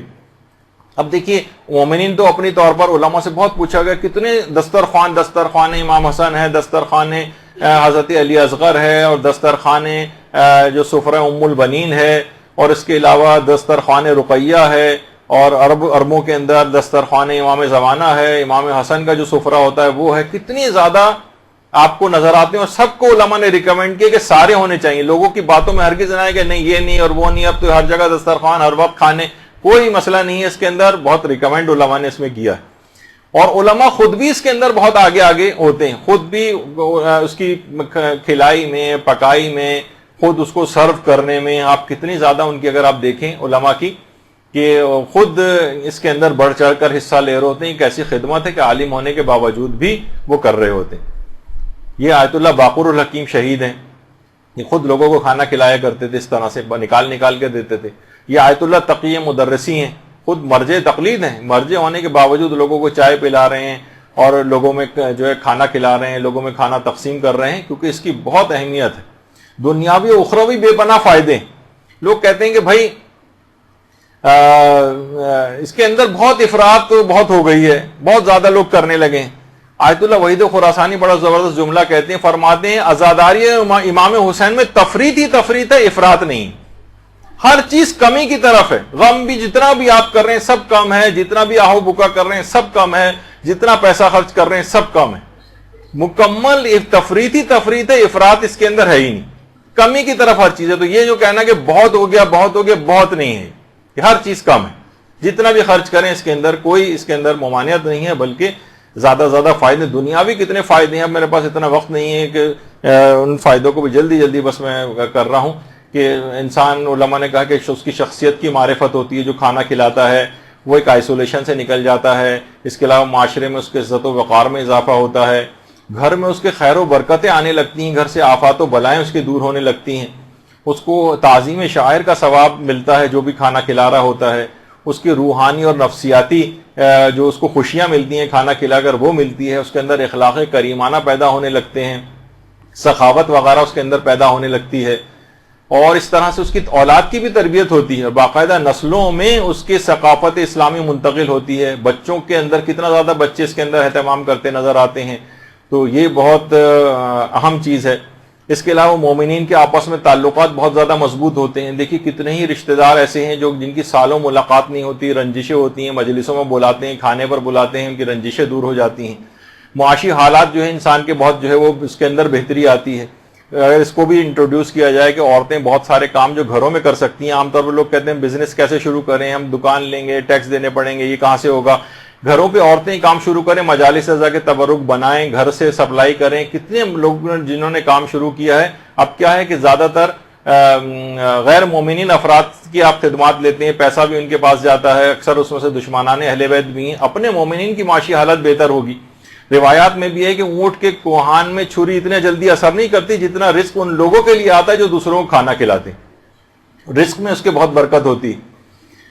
اور بہرحال نیکیوں میں مسابقت ہوتی ہے، فاستبقوا الخیرات قرآن کا جو حکم ہے کہ نیکیوں میں ایک دوسرے سے سبقت لو، اسی بہانے غیر شیعہ افراد بہانے سے قریب آنے لگتے ہیں، اور مال سے جہاد کا بھی ثواب ملتا ہے، اور اخروی لحاظ سے دیکھیں تو حجوں کا ثواب ملتا ہے آپ کو۔ پیغمبر اسلام نے ایک دفعہ ارشاد فرمائی یہ بات کہ حج مبرور کی جو جزا ہے وہ سوائے جنت کے کچھ نہیں۔ لوگوں نے کہا کہ یا رسول اللہ حج مبرور، نیک لوگوں کا حج کون سا ہے؟ امام نے فرمایا اطعام الطعام و افشاء السلام، لوگوں کو کھانا کھلانا اور سلام کو عام کرنا۔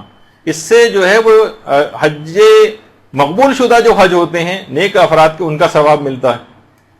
اور روایت میں آیا کہ جو بھی شخص مومن کھانا کھلائے گا اللہ اسے طعام جنت سے سرفراز کرے گا، اس کو نار جہنم سے نجات ملے گی اس کو، اور صرف پانی پلانے سے اس قدر نامہ اعمال بھاری ہوتا ہے کہ 70,000 نیکیاں فقط اس شخص کو جو پانی پلا رہا ہے، سبیل لگا رہا ہے، اس کو حاصل ہوگی، اور اولاد اسماعیل میں سے 10 غلام آزاد کرنے کا ثواب اس کو دیا جائے گا۔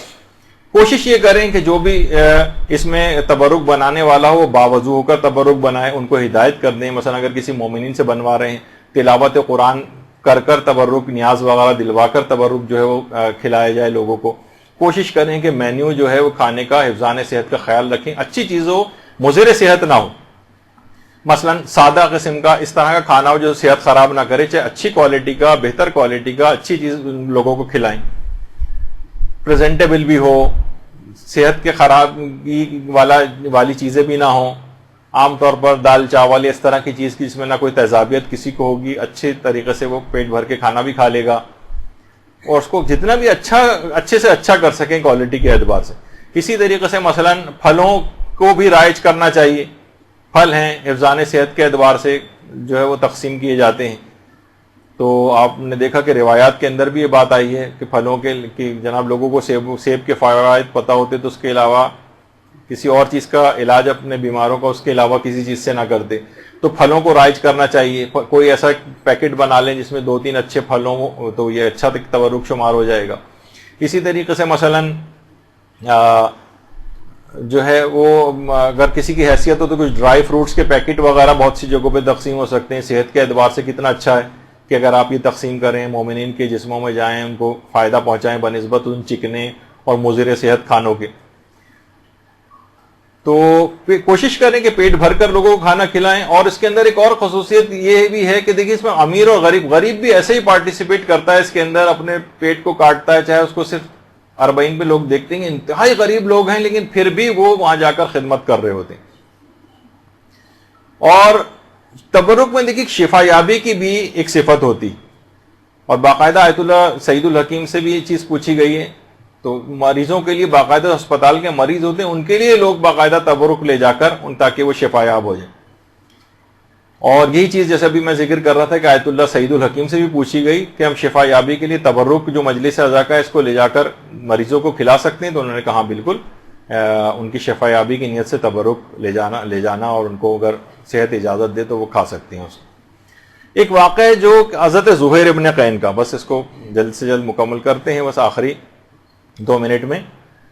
یہ اکثر یہ والا واقعہ بہت جگہ پڑھا جا چکا ہے لیکن اب کیونکہ پوری تبرکی کی گفتگو ہو رہی ہے تو یہ واقعہ باقاعدہ سوانح زہیر ابن قین جو آغا مہدی لکھنوی نے جو کتاب لکھی ہے اس کے اندر یہ واقعہ ہے کہ مدرسۃ الواعظین لکھنؤ کے پرنسپل مولانا دل اختر صاحب یہ بات بیان کرتے ہیں کہ زمانے طالب علمی میں جب ایک دفعہ تبرک پہ بات نکلی تو شمس العلماء سید سبط حسن نے اپنے شاگردوں سے یہ بات کہی کہ جو شخص کسی مریض کی صحت یابی کے لیے روزہ رکھے اور افطار کے بعد یہ دعا کر کے بستر پہ آئے کہ اے زہیر ابن قین طبیب لشکر حسینی میرے مریض کے لیے دوا تجویز کر دیجئے، تو خواب میں ایک بزرگ اس بیماری کا نسخہ لکھوا دیں گے.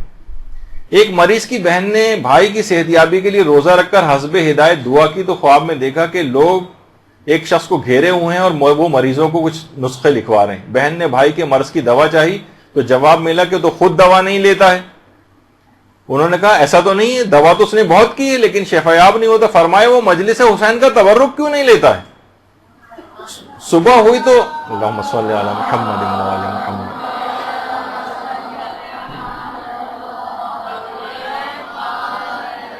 صبح ہوئی تو خاتون نے واقعہ بھائی کو بیان کیا. بھائی نے تسلیم کیا کہ بے شک بعض اوقات میں رش کی وجہ سے مجلس سے نکلتے وقت تبرک نہیں لیتا تھا مگر اب ایسا نہیں ہوگا.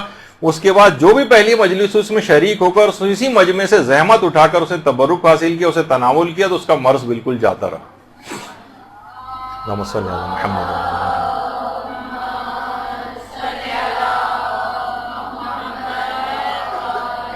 اس کے بعد یہ واقعہ وہاں کے ایک رسالہ چھپتا تھا اس کے اندر بھی چھپا. اس کے بعد بہت سے اس زمانے میں طبیب ہوا کرتے تھے، انہوں نے یہی والا طریقہ اپنے جو بہت سے ایسے مریض جو شفا یاب نہیں ہو رہے تھے ان کے لیے کیا اور اس کے بعد مجلس اعضاء کا تبرک کا اہتمام ان کے لیے کیا تو وہ بھی مسلسل اس لحاظ سے صحت یاب ہوتے گئے. تو بہت اس کے بعد یہ واقعہ جو ہے وہ مشہور بھی ہوا. تو بہرحال دیکھیے یہ ایسی چیزیں ہیں. اور اب اس کی اتنی اہمیت ہے کہ باقاعدہ اسرار الشہادات علامہ دربندی کی کتاب اس میں پہلی جلد کے اندر ایک واقعہ ہے قطیف کی خواتین کی ایک مجلس کا کہ ایک غریب اور مخلص خاتون تھی، ایک مومنہ، اس کے گھر مجلس تھی، لوگوں کی زیادہ تعداد وہاں پر بھی آ گئی. اب وہ بہت پریشان ہوئی کہ میں ان کا انتظام کھانے کا کیسے کروں گی.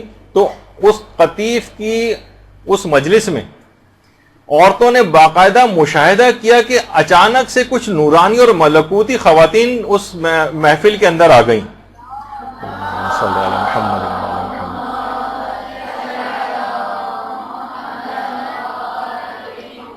ان خواتین ملکوتی نے لباس سیاہ پہنا ہوا تھا.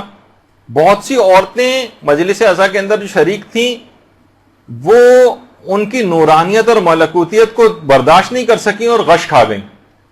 کچھ ان خواتین نے مجلس عزا میں تبرک تقسیم کرنا شروع کیا اور خواتین کو کھانا کھلانا شروع کیا. چند خواتین نے ہمت کر کے ان سے پوچھا، ان نورانی خواتین سے، کہ آپ کون ہیں؟ ہم نے اس سے پہلے کبھی آپ کو دیکھا نہیں. تو ایک نورانی شخصیت نے، ایک خاتون نے اس میں سے کہا کہ میں کلثوم دختر امیر المومنین علیہ السلام. اللہم صلی علی محمد وعلی محمد.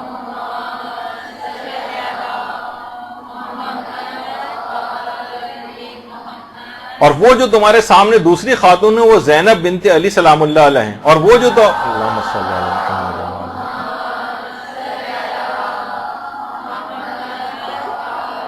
اور وہ جو تیسری خاتون تمہارے سامنے وہ خدیجہ طاہرہ ہیں. اللہم صلی علی محمد.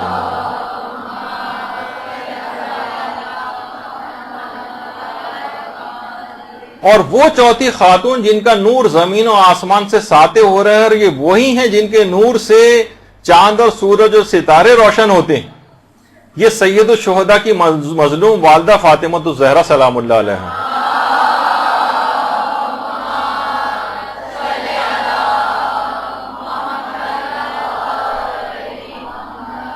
ہم اس مجلس میں اس وجہ سے آئے ہیں تاکہ ہم تمہیں اس سے شرمندگی سے بچائیں اور تبرک ہم خود تقسیم کریں. باقاعدہ اسرار الشہاد اکثیر العبادات فی اسرار الشہادات میں علامہ دربندی نے اس کی پہلی جلد کے اندر اس واقعے کو لکھا. تو اس طرح سے مجالس عزا کے تبرک کی تقسیم کے لیے نورانی شخصیتوں کا آنا بھی مشاہدات کے اندر آیا ہے. قطیف کی خواتین کا یہ واقعہ بہت مشہور ہوا تھا، یہاں تک کہ اس کتاب تک کے اندر ہی آیا، اور بھی اس کے علاوہ بھی بے شمار اس کے واقعات اور مکاشفات. تو بہرحال اس کو بالکل اچھے طریقے سے اس کا اہتمام کرنا چاہیے. اتنا بابرکت ہے یہ کہ باقاعدہ کسی شاعر نے بڑا اچھا اس میں شعر کہا ہے کہ رضوان تیرا خوان جنا تجھ کو مبارک. جنت کی جو نعمتیں کا خوان ہے تجھ کو مبارک، میرے لیے مجلس کا تبرک ہی بہت. تو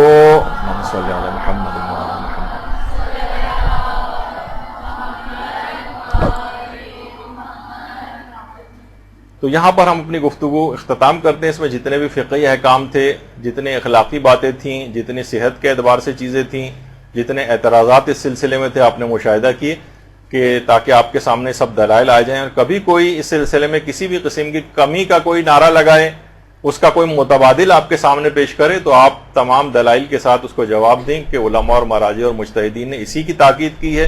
اس میں جتنی زیادہ اس کے اندر کوششیں کی جائیں، کتنا زیادہ اس کا اہتمام کیا جائے، اس کے اندر کوئی اسراف نہیں ہے. اور اگر کچھ بچ جائے تو لوگوں کے اندر تقسیم کرنے کا اہتمام کرنا چاہیے. تو گفتگو یہاں پر اختتام پذیر ہوتی ہے. انشاءاللہ ایک کلاس مسائل عزاداری کے سلسلے میں فقہی مسائل کے حوالے سے آگے اور بھی ہوگی اگلے ہفتے. اور انشاءاللہ مزید کچھ نئے جو احکام ہیں عزاداری کے، کچھ فقہی جو اس سے پہلے ہم نے بیان نہیں کی، وہ انشاءاللہ اس کے اندر بیان ہوں گے. وہ صلی اللہ علی محمد وآلہ الطیبین الطاہرین. برحمتك يا أرحم الراحمين وصلى الله على محمد وآله الطاهرين.